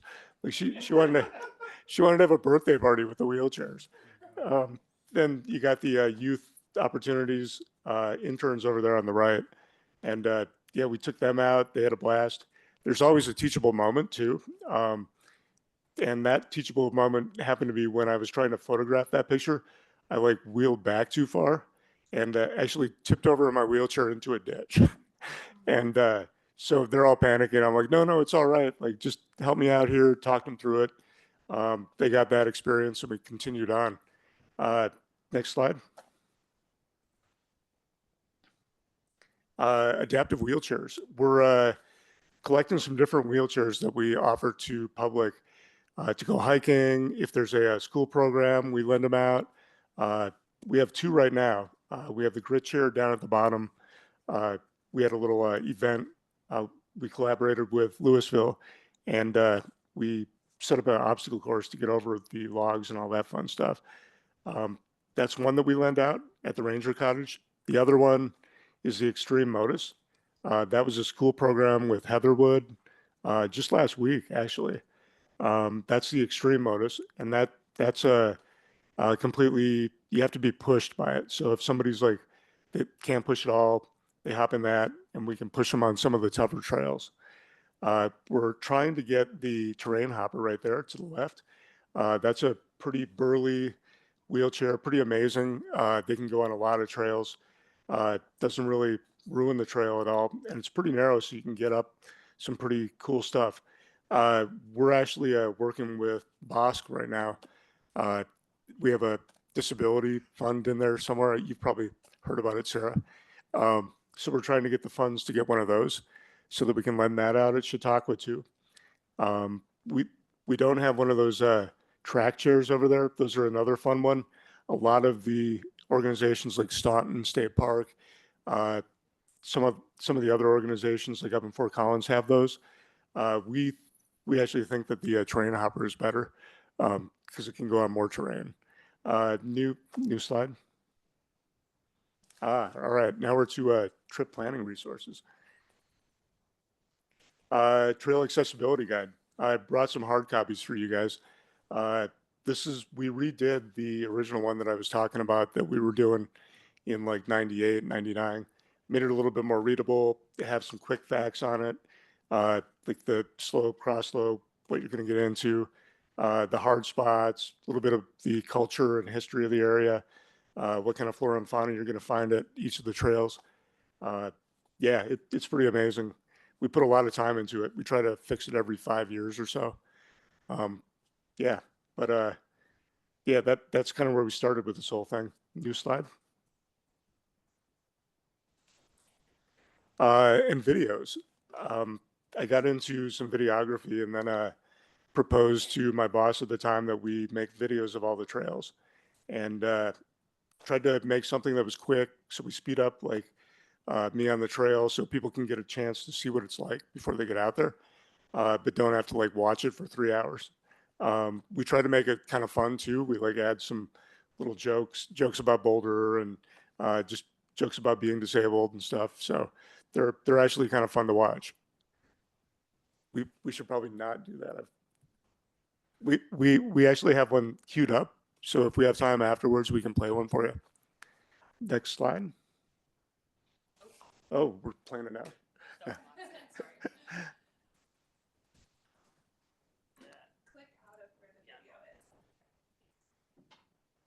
So now we're working with different agencies, kind of coming up with stuff. The Usable Trail Roundtable. We've been talking about different ways to have that TAI, trail access information, nutrition labels, we call them, where you have all the information that somebody wants right there at the trailhead on a sign, so they can decide for themselves whether or not they want to do the trail or not. Really helpful. And yeah, then you can kind of figure out too if, oh, is this a trail for a wheelchair, or is this a trail for one of the adaptive mountain bikes? Because the mountain bikes can go like so many different places, and that's kind of the game changer about them. We can, as long as the trail's about 4 feet wide, people can get over some really rough stuff, and they have that smile on their face after they accomplish it too. Anything you want to add about the information? Just that this is updated once every 5 years as part of the Trail Monitoring Condition Index. So you'll notice like the Eagle Trail, for instance, this is updated as of April this year. And so just like the guidebooks, like obviously we are managing accessible trails in a natural area. And so like the rain that swept in this afternoon could have changed something. And so at least somebody will know when the last time it was out there. And we're also working with like Cotrex as part of this usable trails roundtable. And they're also talking about like, how do we get more frequent information out? Like, can there be something similar to all trails where somebody says, oh, well, I was there and it was washed out from here to here. So how do we communicate to folks beyond these like kind of static like snapshots in time? But that is how these will operate once they are deployed across the system. Yeah. Do you have anything else? No, I think that's it. Let's pass it on to you. Great. So I'll just talk very briefly about some of the accessible infrastructure we have and projects we have going on. And so I mentioned it earlier, but accessibility isn't just about trails. It starts when you get to open space. So this is a mock-up of Marshall Mesa, where we've been, I'm very excited about the accessible opportunities that will be forthcoming once that trailhead is finished. And so thinking about equitable design, this was also in the memo, but we have started paving our accessible parking spaces, which might seem like a small win or kind of a no-brainer, but for a number of years until recently, we haven't been doing that. And so they haven't always been accessible, or we've had accessible spots where there's then nothing else accessible beyond that. So like, you know, not what is the point, but like, that's not a great accessible experience and like start to finish time to have. So being very thoughtful about how do we get people there? What is their next move? Like, so that we don't end up in a situation akin to this where we're like moving the mic up and down to make sure that it works for everyone. On top of that, we have 3 different kinds of accessible trails that we manage specifically. So this is our most stringent. It's an outdoor recreation access route. And this is where the alphabet soup starts to be cooked. This is at the halfway house, and this is a prime example. Very, very low grades. It's wide. It goes to picnic tables or other facilities, you know, shade structures, restrooms. So this is from the parking lot to the amenities around the trailhead. And then once you get a little bit farther away from the trailhead, we have wheelchair accessible. So this is the Ute Trail up on Flagstaff. And this, I think, is where that one of those roll and strolls One of those pictures. Was happening. And so this is characterized again by slightly higher grades, but not that high. And I meant to bring my clinometer to be able to say like what the grade is from here to that, but that's probably like 8% from where we are up to where those pictures are at. And that's what is considered sustainable for able-bodied people. And so with these grades, we're talking about like, it would seem flat for people who are walking. And so it matters a lot, and it's very like persnickety and detailed to build and maintain these trails to these standards. And then the widest standard that we have is the adaptive mountain bike, both width-wise, 4 feet wide, and also like the grades like Topher was mentioning, you can do a lot more with the adaptive equipment in terms of grades and flow and turns and things like that. And so there's slightly different turn radius, there's different width considerations. And so we're thinking about, as trail designers and building the infrastructure beyond the trailhead and beyond those facilities, like it's been a really good learning experience to how to incorporate this into our system and where can we incorporate it and what's most appropriate for a holistic, like, can you park? Can you get from the parking lot to the trail? Can you get from the trail to this junction?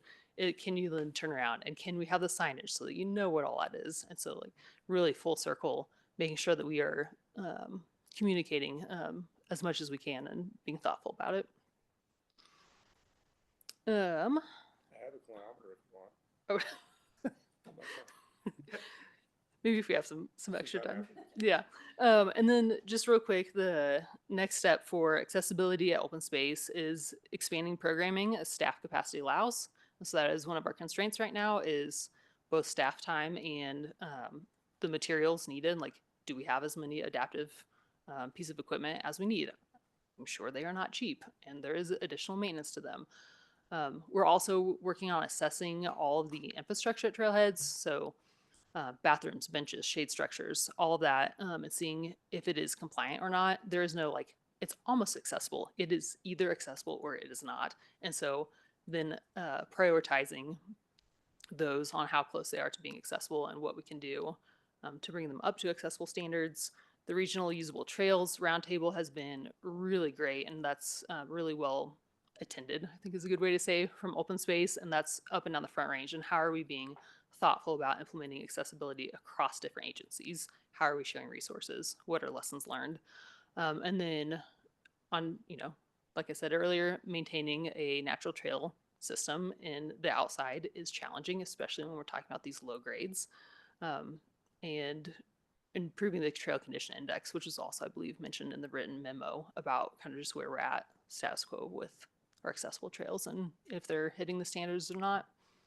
And then a final slide, just to reiterate, here are the resources available for folks that are interested in what trails are accessible, the roll and stroll email, a landing page for more information. Do you have anything else on the resources? Yeah, the videos, if you go to that bottom one, you can reach the videos you can reach the videos through that bottom link too. They take you to the YouTube page. Naturehikes.org, that's where our roll and strolls are published. Yeah, that's all I got. Great. And that is all for our presentation. So any questions or comments?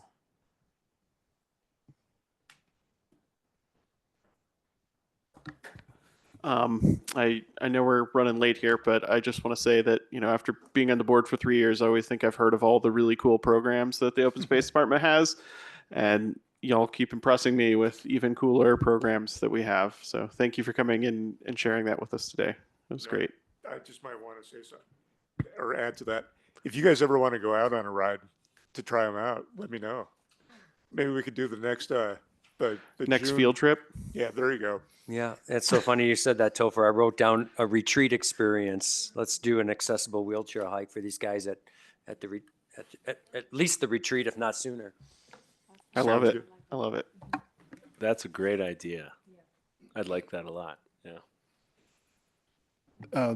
Excellent presentation, excellent memo. This was one of the most challenging in terms of the acronyms for me personally and having to go back and forth. But I learned a lot. And I agree with what John just said. And so thank you for the work you're doing. And thanks for coming and presenting tonight. It's really hard to remember all those acronyms. I can't remember them all.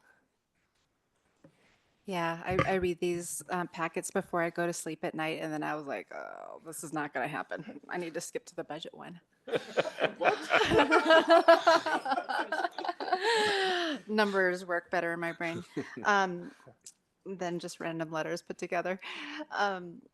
Thank you for the presentation. This is a great program, and I actually have a question for Brady about this at the end. But I was wondering, so you mentioned, Topher, that you ideally a trail with 4 feet is ideal, right? What percentage of our trails accommodate that are built at 4 feet wide? I'm thinking about North Sky. Yeah, North Sky is 3 feet, right? So, and that was intentional. And was that a trade-off that was made when we decided to make 3 feet? Did we say, okay, this rules out our population that needs access in this way? But anyway, the first question is how many are built to 4 feet, and then the other question about North Sky. Yeah, so I think 4 feet is a good starting point, but there's other parameters that would make something accessible. So does it have, what is the grade? What is the cross slope?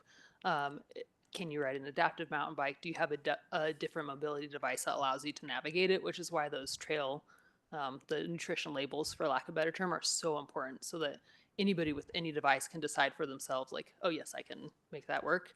Yeah. I can get back to you. I don't know off the top of my head. Okay, We do have about 30 miles, or I believe it's about a fifth of our system that is managed or designed with some kind of accessibility in mind. Okay. So if you think about our eastern trails, a lot of them super wide, 8 feet. They also accommodate authorized motor vehicles or ag operations, but they have low grades, and so we do manage those for wheelchair use, but they're not necessarily designed for that. And so there's again trying to think some other examples, the sensory trail up on Flagstaff. That's a different kind of accessible trail too. That's probably over 4 feet wide at this point, but it is built for just a different audience as well. Okay. There's a trail that's being built up at Estes Park, right? And I got to work on that trail, and the idea is it's actually for climbing access, but right. And what is the name? It's Eric's like pet project out there at Estes Park. I can't remember the name. I know what you're talking about. I'm Blanking. sorry. I'm totally blanking That was on after my time at Access Fund. Yeah, and I actually got to work on that trail, and they were helping us and like visualize like the slope and like how you needed to really widen the bank. And I was moving those rocks and going, "Oh my God, this is amazing that this is actually going to be accessible to people who are in wheelchairs." But I mean, you would needed a pretty sophisticated piece of machinery. And then also just wanted to compliment you on the social media that you did regarding the Eagle trail work, because I saw some of the videos and photos of people out there on that equipment riding those trails. And I haven't actually ridden them yet myself, but I am going to now be riding it with that particular lens of like, how is somebody in a wheelchair or an adapted mountain bike going to be riding this? And so I just wanted to compliment you on putting that out there. Yeah, while you're writing that, think about like if you're coming down off the mesa, like those turns are a lot wider and broader. And that's one of the big changes from, traditional mountain biking ideas with design, is like kind of those tight flowy turns. So we're really broadening them out, and like that plays a little bit differently on the landscape. And so that's something that, like, while you're writing, like just like those are the things that need to change. And they're really subtle, but they're like not undoable. And so we're realizing as BVR is being built out, we had I think maybe a big miss with North Sky and not making it adaptive mountain biking, which we did not have the spec. There is the other point maybe I could make about North Sky. So we adopted the adaptive mountain biking spec after North Sky was designed. And so we didn't have that in our toolkit for accessible trails. So we didn't, I think it was maybe a little bit of a miss. But there are other like resource considerations there as well. Right. For why that trail was 3 feet wide. But with the foothills work and then some other planned projects, like that whole area, I think we're trying to adaptive mountain biking capital of the Front Range, maybe open space. Like there's so many, you can start from so far away and get so far on an adaptive mountain bike. I'm really excited. Yeah. I thought the North Sky was deliberately not done because of all the rattlesnakes, and you didn't want us low riders getting bitten.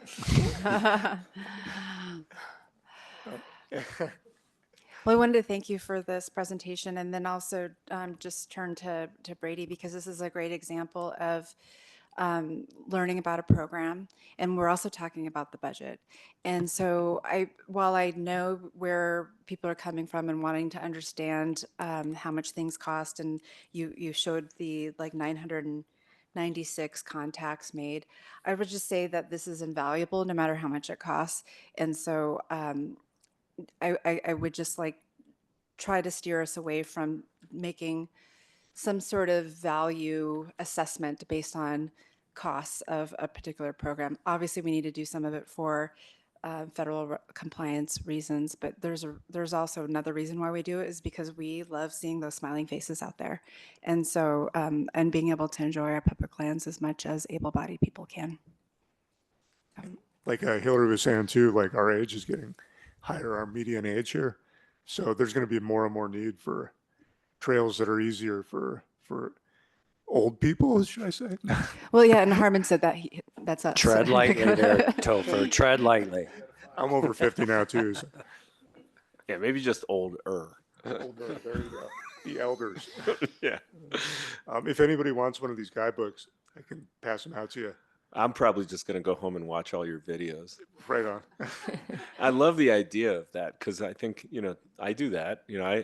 I'm thinking, well, I'm going to take a mountain bike ride on this trail, White Ranch open space. And then, I'm going to watch the video first and see how many staircases I'm about to have to do, that kind of stuff. And I can see how valuable that is. And that you thought to make them go fast so people don't have to spend their whole night watching them. Totally. It's awesome. Thank you. Sarah, did you want to say something? Well, what strikes me is that you're making accessibility accessible to even those of us who don't have this challenge. Just the experiential program that you shared for young people, those types of things ripple out and it creates understanding and builds bridges in all kinds of ways for things that are unfamiliar to us or unknown. Your guide, and in particular, I can't wait to watch the comedy. If you mentioned jokes, I'm all about it. That's how I get through life these days. So really thank you for the way that you're building bridges in the community and also supporting the community that needs this. Yeah, thanks. Okay, well, thank you guys very much. And while we will watch the videos, we'd also love to see those printed guides too. So not to discount that. Thank you so much. Yeah. Thank you, Topher. Thank you, Hillary, and apologize for the equipment issue there. We just remodeled council chambers and failed to consider Learning that. opportunity. It's Learning a huge opportunity. miss. Well, So- and if you were a person in a wheelchair and you got appointed to one of these boards, I guess you'd have to go around behind to get to the dais. Yeah, yeah. Chair, if So- I could make one suggestion, Yeah. because it's 9 o'clock, it's the bewitching need a vote. hour. We've suggested this route before. I will give us the option. We have Brandon here, who's a father who has patiently been waiting here for 3 hours. I would hate to ask him to pause and come again next time. I will tell you that we've created a presentation that is roughly 10 minutes. Yeah. I mean, so we could do this. I would like Brandon to go through the presentation. If you all feel like the night's getting, but you have some questions, again, we would feel free to entertain any written questions and get back to you with a response. I would also just say that we've been keeping this board not just very up to date throughout it. We at the preconception to 30%, 60%, and we promised to give you a 90% design update, which this is at. So there's not a lot of new information to report. So with that blessing, I'm hoping that we'll get to go ahead to at least Good. get through the presentation. Well, thanks for all the background, Dan. And I see we have 3 guys here from utilities, right? We got Brendan and Joe Tadiucci. Oh, Yep. I was just looking over there at Don. I guess he's not utilities. Don's but with us. He's with the project, is what I meant. And you lured him out of semi-retirement to come tonight, right? Didn't we talk about Just this? loves this project so much that he. All right. Well, let's get a quick vote from the board to start a matter after 9 o'clock. Yes. Okay, we're good. Let's go. All right. So leading our presentation tonight is going to be Brandon, who you all know. And let me see, Brandon, if you're a civil engineer manager with the Utilities Department, I understand. Yes. Excellent. And Joe Tadiucci, Director of the Utilities Department. And again, just to reiterate that we're at the project's at a 90% design. And that's when we said that we would come back to you with an update on where we're at. So that's the purpose of tonight. Great. Thanks, Dan.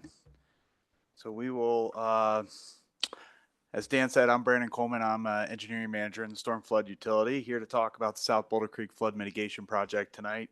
I'm just going to go through a quick project background because I know there is a new board member, and then we'll go through mainly the 90% design changes that impact open space, and then just briefly touch on next steps, and we'll get going here. So the project background, this is for the South Boulder Creek Flood Project. I know a lot of people have seen these slides before. I always like to show them for these presentations. So South Boulder Creek historically has flooded 3 times significantly in 1938, 1969, and 2013 most recently.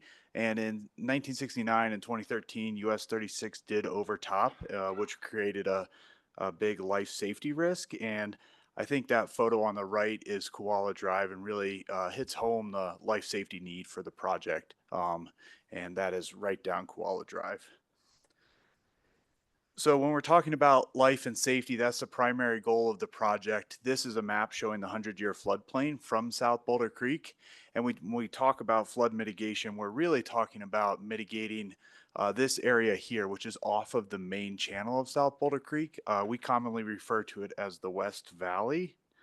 I'm just going to move this over here. And this includes the Fraser Meadows neighborhood, the Keewaydin Meadows neighborhood, and also the East Boulder neighborhoods. And when US 36 overtops, this is where the flooding occurs. So we're really talking about mitigating this flooding.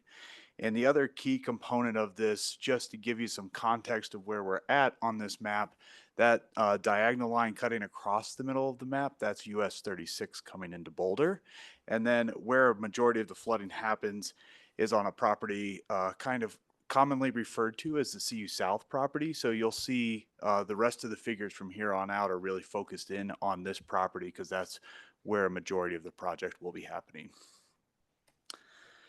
So for this project, this is phase 1 of 3 phases for flood mitigation in South Boulder Creek. And the first phase is a regional detention project upstream of US 36. So between the 60 and the 90% design, these components have really stayed very similar to what you've seen in the past. Really for 60 to 90%, we're focused on developing details. And then you can also see on the right-hand side of this screen, that's where the existing open space property is. And just to give you some context. So the first component of the project's an earthen embankment. This is going to be built to a height to not overtop during a probable maximum flood. So that's the first component of the project. We also have this area. It's a detention excavation area. So when we detain the flood waters, that's where a majority of the detention will happen, and that is on the CU South property. Let's see here. And then to safely release those flood waters downstream, let's see here. There we go. We have an outlet works tunnel that will go under US 36 and discharge the floodwaters to Veely Channel, which ultimately discharges back to South Boulder Creek. There we go. And this is probably the component you've heard the most about. This is our spillway / flood wall. This is a concrete wall paralleling US 36 that ties into the earthen embankment and also into the US 36 embankment. We've talked about impacts to existing open space properties. It's mainly associated with this feature, which is a concrete flood wall with a groundwater conveyance system through the foundation to maintain existing groundwater conditions both upstream and downstream. And then lastly, what you'll hear a lot about tonight is this ecological restoration area. So this is really future open space property that we'll be restoring as part of the project. And just to kind of visualize how the project would function, this is a figure, it's a video that shows this is South Boulder Creek at US 36. We're looking towards the south now, so we're looking towards the CU South property. And this is just kind of picturing how the facility would function during a flood. So in the foreground there, parallel in US 36, you'll see the spillway and flood wall, which is detaining the waters. This is our outlet structure under US 36 to Veely Channel. And then in the distance there, you can see how that flood wall transitions to an earthen embankment. And that's where a majority of the detention is going to happen. And it's good to point out that this facility will be dry unless it's a flooding condition. So this is really showing a flooding condition with the water being detained.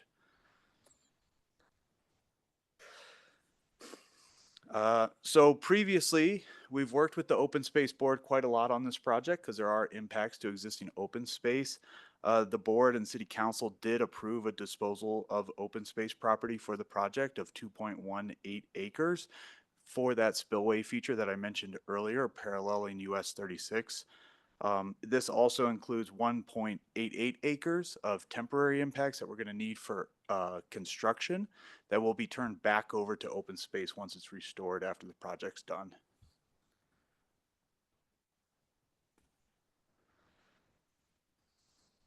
Okay.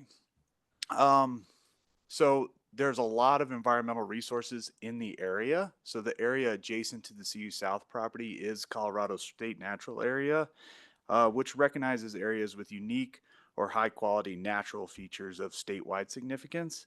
And you can see on this map, you don't have to pick out all the resources, but it's really showing there's wetlands, there's threatened and endangered species, including the Preble's meadow jumping mouse and the Ute Lady Truss orchid. And that's perfect. Okay, great. And then lastly, just ownership of the property. It's good to point out that currently the city doesn't own the CU South property, any portion of it. It's still owned by CU Boulder. But we did approve an annexation agreement between CU and the city in 2021, which allowed for the mechanism for almost 2/3 of that property to come over to the city, whether for flood mitigation or open space purposes. So really looking at what's been called the OSO area. So it's a zone designation for open space other. This is about 119 acres, and this is what we're planning to turn over to open space and restore once the project's complete. So for the 90% design updates, here's the facility again. We're really going to be focusing on that ecological restoration area. There is an existing FEMA certified levee there that we'll be removing. So if you can see that black hatching within that area, that's really calling out the removal of the levee.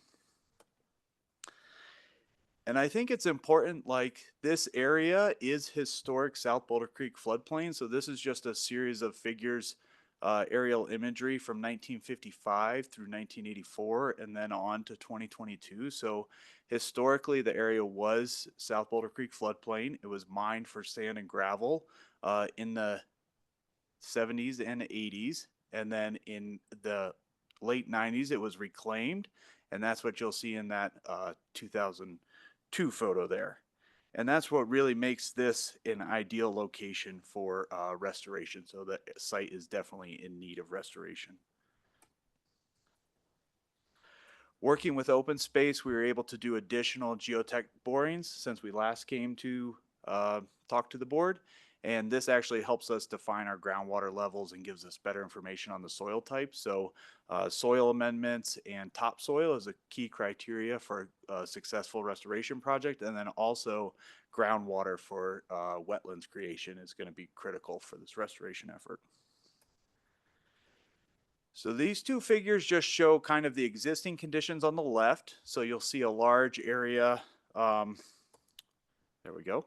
So you'll see this area here, which is really classified as upland habitat right now, not very diverse. And the intent of the restoration project on the right is kind of our proposed design approach would be to turn that into wetlands. And that's where that groundwater level comes into play.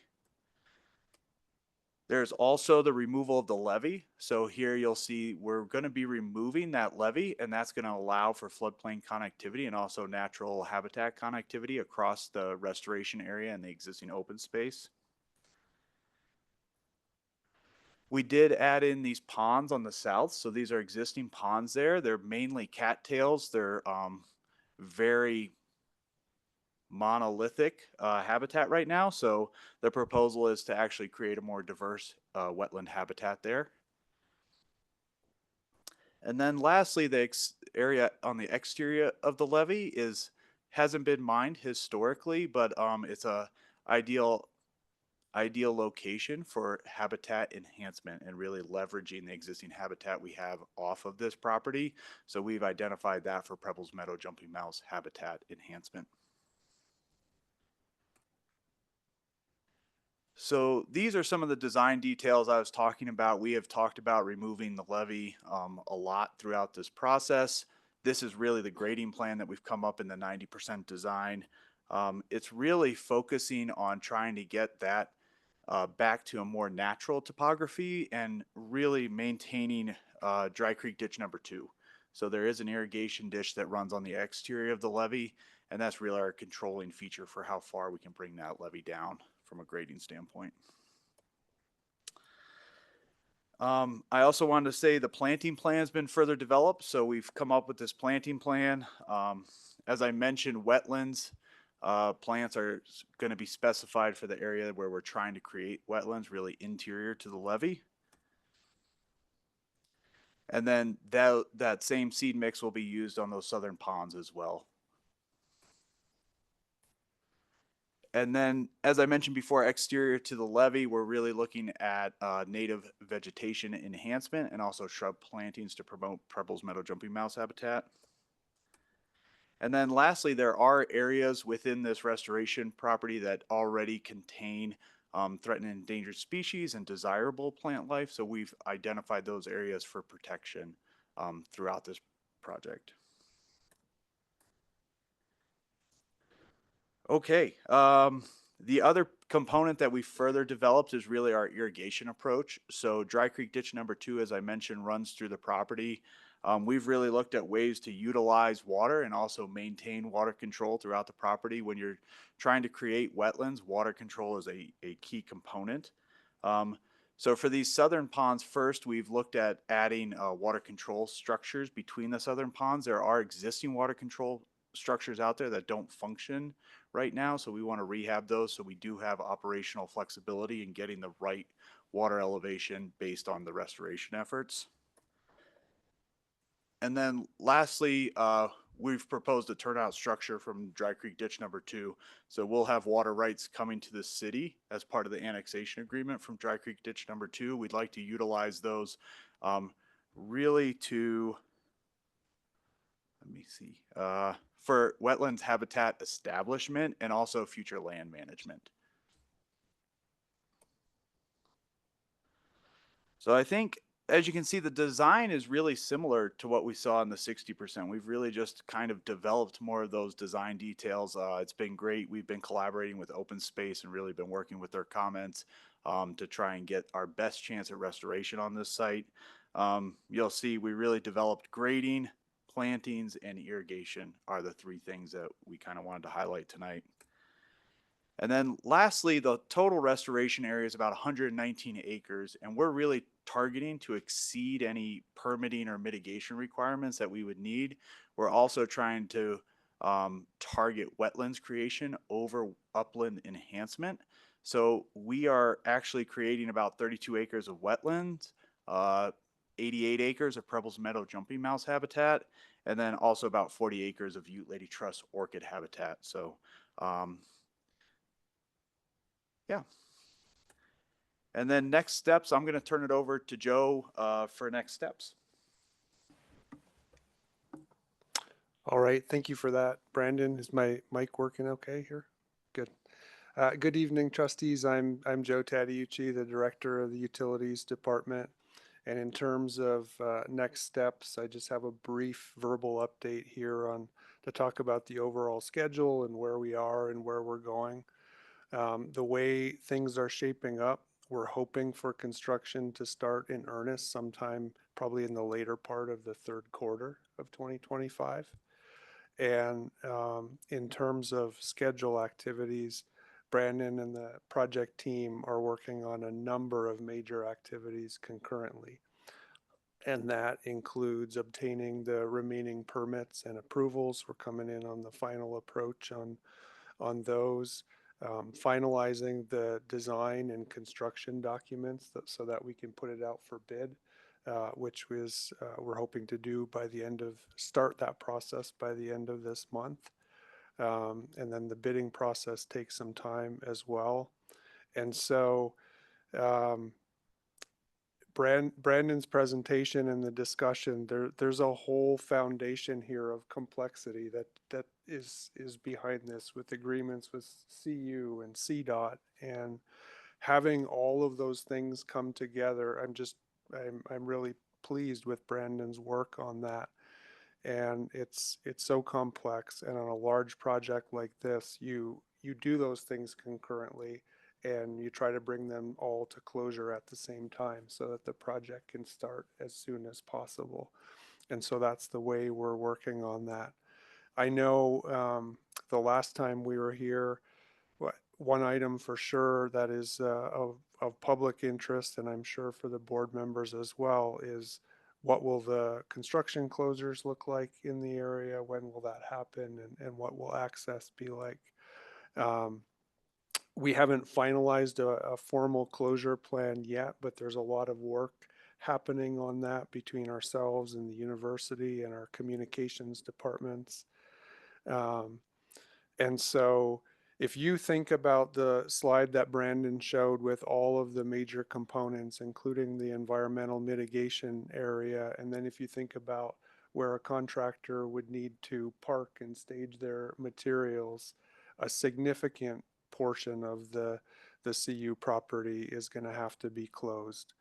And we've had other examples of projects like that, not suggesting anything quite to this scale that we've done before, but that have involved other city department property like parks and open space. Right now, we're actually finishing up our main sewer project, which is one of the most critical utilities projects we have. And that involves a multi-year closure of the Walden Ponds area. And so we've had to close that off. A few years ago, we did the Carter Lake Pipeline, which brings the city's drinking water down from Berthoud to our Boulder Reservoir water treatment plant.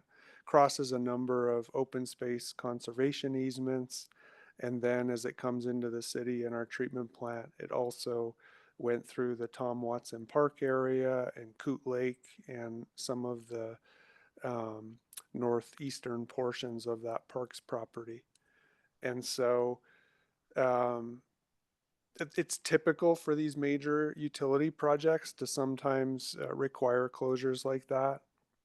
And when the construction is happening, if you think about the features that Brandon showed, major construction equipment, large pipes and materials and things like that. And so it's just not safe for the public to be in that active area when all of that is happening.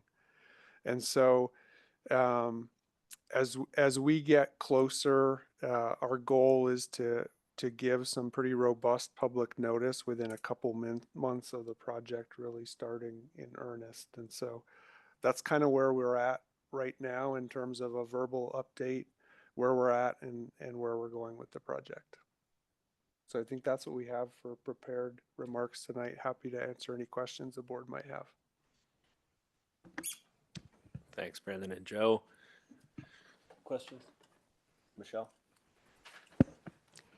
Hi, I would like to ask my questions tonight since I know that you've been here for several hours already. I have some questions regarding when will we see the interdepartmental MOUs? I think that was something that we had thought that the board would be able to preview before the actual disposal happens. I don't know if that's a question for Dan or. Well, they will need to be in place prior to any flood-related activity that Utilities Department will take on. So let's choose a date. Let's just say it's, sometime September 1st. They will, all these will need to be in place before that activities, before flood-related activities occur, the transfer of the 109. So some of the triggers with the actual CU South annexation will need to take place as well. Okay. So, sometime this fall. none of this is still, the 2.13 acres is still open space, still managed by open space. So nothing has taken place as of yet, but certainly agreements would all need to be in place over the next few months. Yeah. Okay, so would that be sent to us for just viewing outside of a meeting or? Yeah, in a let me meeting? check our city attorney's office and Bethany from our real estate department, as well as utility staff. There's a number of people involved that are, beginning to craft the frameworks for these. And I don't have an answer to that of how might they be viewable, but I can get back to you. I mean, I personally am not really hell-bent on seeing them, but I know my fellow trustees at the time really wanted to see them, and I wanted to make sure we honored their wishes there. That slide that you had with the habitat creation, can you and I know this relates to the Dan, permits. this is Bethany. I can actually answer a little bit of that question first. I'm sorry to interrupt. And I don't have a working camera right now, but so I'm not sure if you can go back that far, Michelle, but you guys had stated the very clear terms that are supposed to go into the IDMOUs. So I am not aware that we were actually going to bring them back for your review. I mean, again, we can talk to city attorney and certainly probably provide them, but I don't know that we had an agenda item in mind for that. So, but I'm happy to go back to that. So they are in process. They will be in place as directed in that resolution, with those very clear terms in the IDMOUs. So, but we will go back and look at if there was an intended agenda item for board review. But am I hearing from the board that they thought they would be coming back? Maybe I'm misremembering, but I just want to make sure that we're honoring whatever we committed to in the past. Okay. I personally, Yeah. I I'll personally go- am not hell-bent on reviewing them. I don't plan on providing any feedback on them. I trust that and because we've revisited all those terms and many times and how you've incorporated it. I just want to make sure we're honoring requests that have been made in the past. We'll go back and make sure we're aligned on that. Yes, Thank you, definitely. Bethany. Thank Sure. you, Bethany. And on that habitat creation side, can you just remind us, because I know that from a permitting standpoint, you had a minimum requirement, and like I know you've also outdone yourselves and tried to exceed it. And could you just, are you at like 2x roughly of the requirements more? Yeah, in some cases, we're probably at a 1-to-1 ratio for some habitats, but in some cases, we're at an 8-to-1 ratio. It just depends on the type of habitat that we have. So it ranges depending on what type of habitat it is. Okay. But we think we're definitely in the clear in terms of meeting those requirements. And I'm seeing nodding from Don too. So you're happy as well. Okay, great. And then, yeah, I guess, I'd like to ask the staff what the comms plan is in terms of redirecting people who have been using it as de facto open space. Are we going to be suggesting that they use some other area instead prior to it actually closing? And I know in the winter, people use it for cross-country skiing as well. And I don't know that there are many other opportunities for folks, but Yeah, that's a really good question, and that's something over the summer that we'll be paying more attention to. So we've been in data collection of trying to understand a little bit more about the current usage, so we can sort of understand what potential dispersion onto other open space areas may look like. And that is something, so Jeff's team through their Human Dimensions department has done some work already to collect data on what we think current usage looks like and going through that data. And our next phase is going to be, okay, where might these folks go? And based on current usage, does the likely dispersion locations match up in terms of rules and regulations? Do they not? Where would sites we would have to pay more attention to being more out there in terms of differences, and mainly dogs, right? I think a lot of people use this as an area that's a little bit free in terms of dog usage. If there's a trail within two miles, that might be a likely dispersion site. Does that trail allow dogs? If so, is it dogs on leash, or does it require the dog tag? And so we're going to be ready to look at these possible dispersion sites and look at which trail needs more presence on the ground, from boots on the ground from our education staff and our rangers, which ones might need more enhanced educational signage around differences that might be there versus what might have been at CU South. What I can say in general is what we have learned is that it's primarily a local destination, which is a little bit surprising to us. We thought it had a little bit more of appeal for a larger outside presence. It's a concentrated group that tends to use, the majority is concentrated of South West Boulderites that are using that site. So it's an before and after work loop or a dog walk.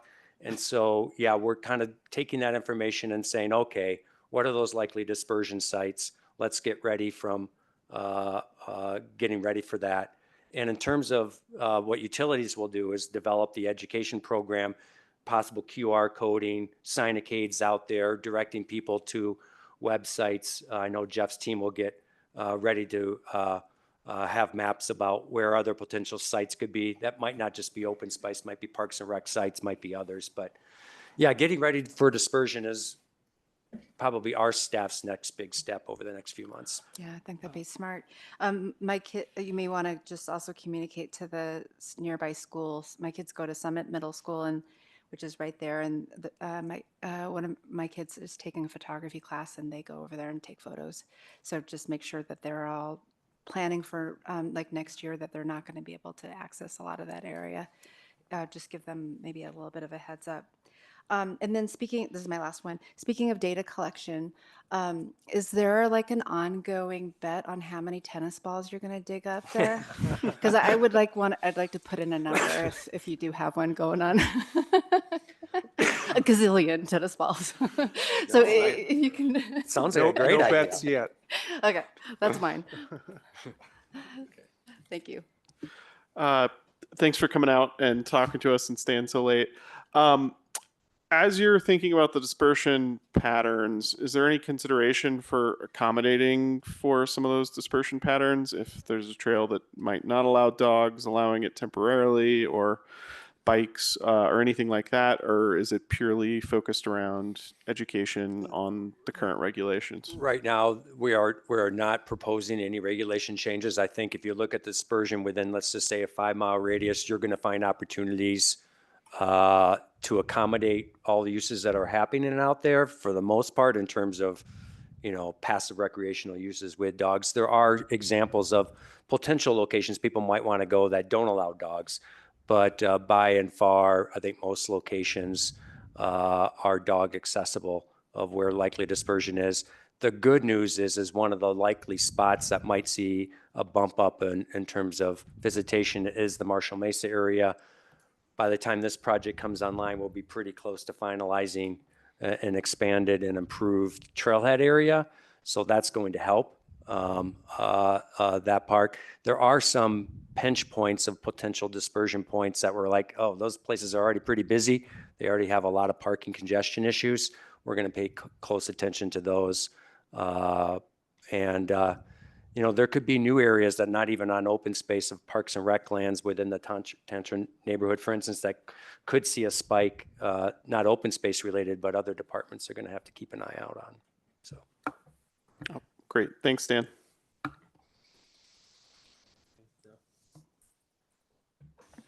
Just to give it attention, thank you for all of your work. I used to be a South Boulderite and spent quite a bit of time with dogs and children in that area, and still drive there to get to the tennis courts for my son. And it's a really large project. I got just really excited when I saw the future map of what we're doing with conservation and the focus on wetlands. I think that's really, really cool. I'm tired, so I'll just say cool.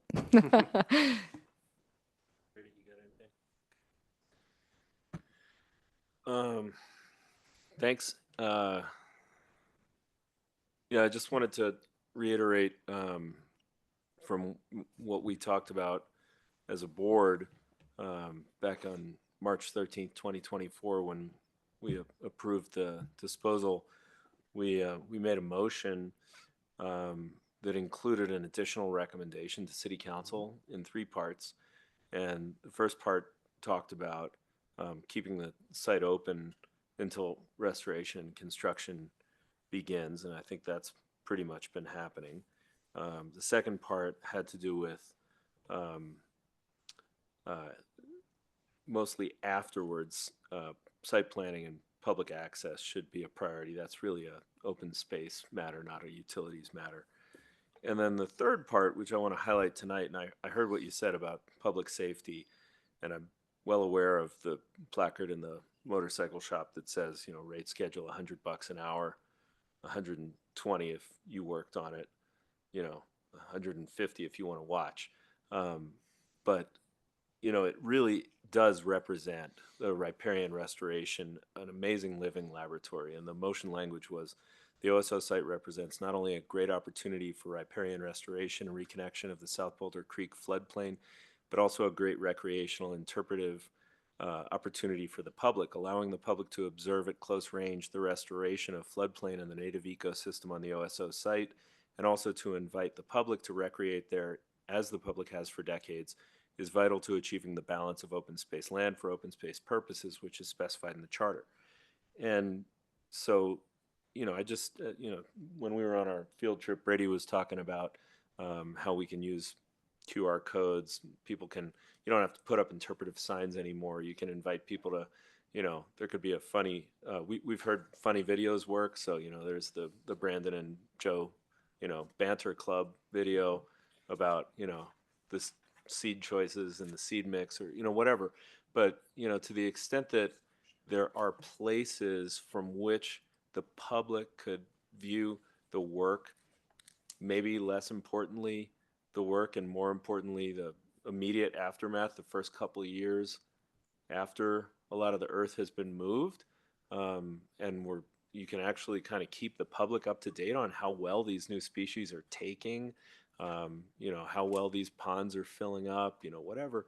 Because the restoration is incredible. When we went and saw the East Boulder County restoration of the Boulder Creek on a joint field trip last year with POSAC from the county, we saw an amazing floodplain restoration. How long's it been? Well, we finished 9 months ago. I mean, it grows in fast, and the public is only going to have that much time to see it happening.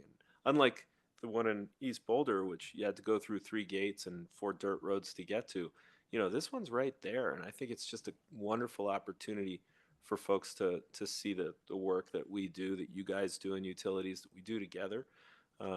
So, I'll just put that back on the record again. That was the will of 4 members of this board that are still sitting right here in front of you. So there's that. Let's see if I have anything else. No, I mean, that's great. Nice to see the project moving forward. So thank you. And if I could just comment on that, haven't forgotten about that input from the board for sure. And just within the last couple of weeks, one of the things that we're thinking about doing is putting some cameras out there and having them stationed at fixed points so you can see the dam construction happening and see the ecological restoration happening. Another regional project did that and created a really cool time lapse of the whole construction, and they're not quite at the restoration point yet, but we're thinking about, in addition to those other things you talked about, things like that as well. Joe, that's amazing. I mean, what a cool historical record that'll be, and especially with an earthen dam where, you can just watch it grow with the time lapse. Another point, I was talking to some folks from South Boulder who are, I live close enough too, but people who live much closer to the project than me, and they're all, well, I shouldn't say all, but folks are aware of the potential that someday CU is going to grow a new campus over there, and I don't think CU has any plans for that I've heard of yet. But in any case, I think there's a severe potential for folks to think that the dorms are being built when you start moving dirt around down there. And so there's a pretty good reason to do that robust public outreach that you're talking about, and make sure you do it ahead of time, or people might start thinking there's a campus being built and not a riparian restoration about to happen. Good point. I heard that from folks, so people are talking. Anyway, thank you much. Yeah. Thanks, gentlemen. Dan, you? Anchor Point is my only update. The city's come out with a new wildfire resilience newsletter, e-newsletter. I think I've sent you all a place, and down below you can subscribe. But any community members listening, you want to get on that mailing list. A lot of great information in there, and every few months that will get updated with new topics. So encourage you all to subscribe. Is that it? That's it. Well, thanks for that brief director verbal update, which we didn't vote on, but that's okay, for something that short. So thanks, everybody. We're going to adjourn the meeting now.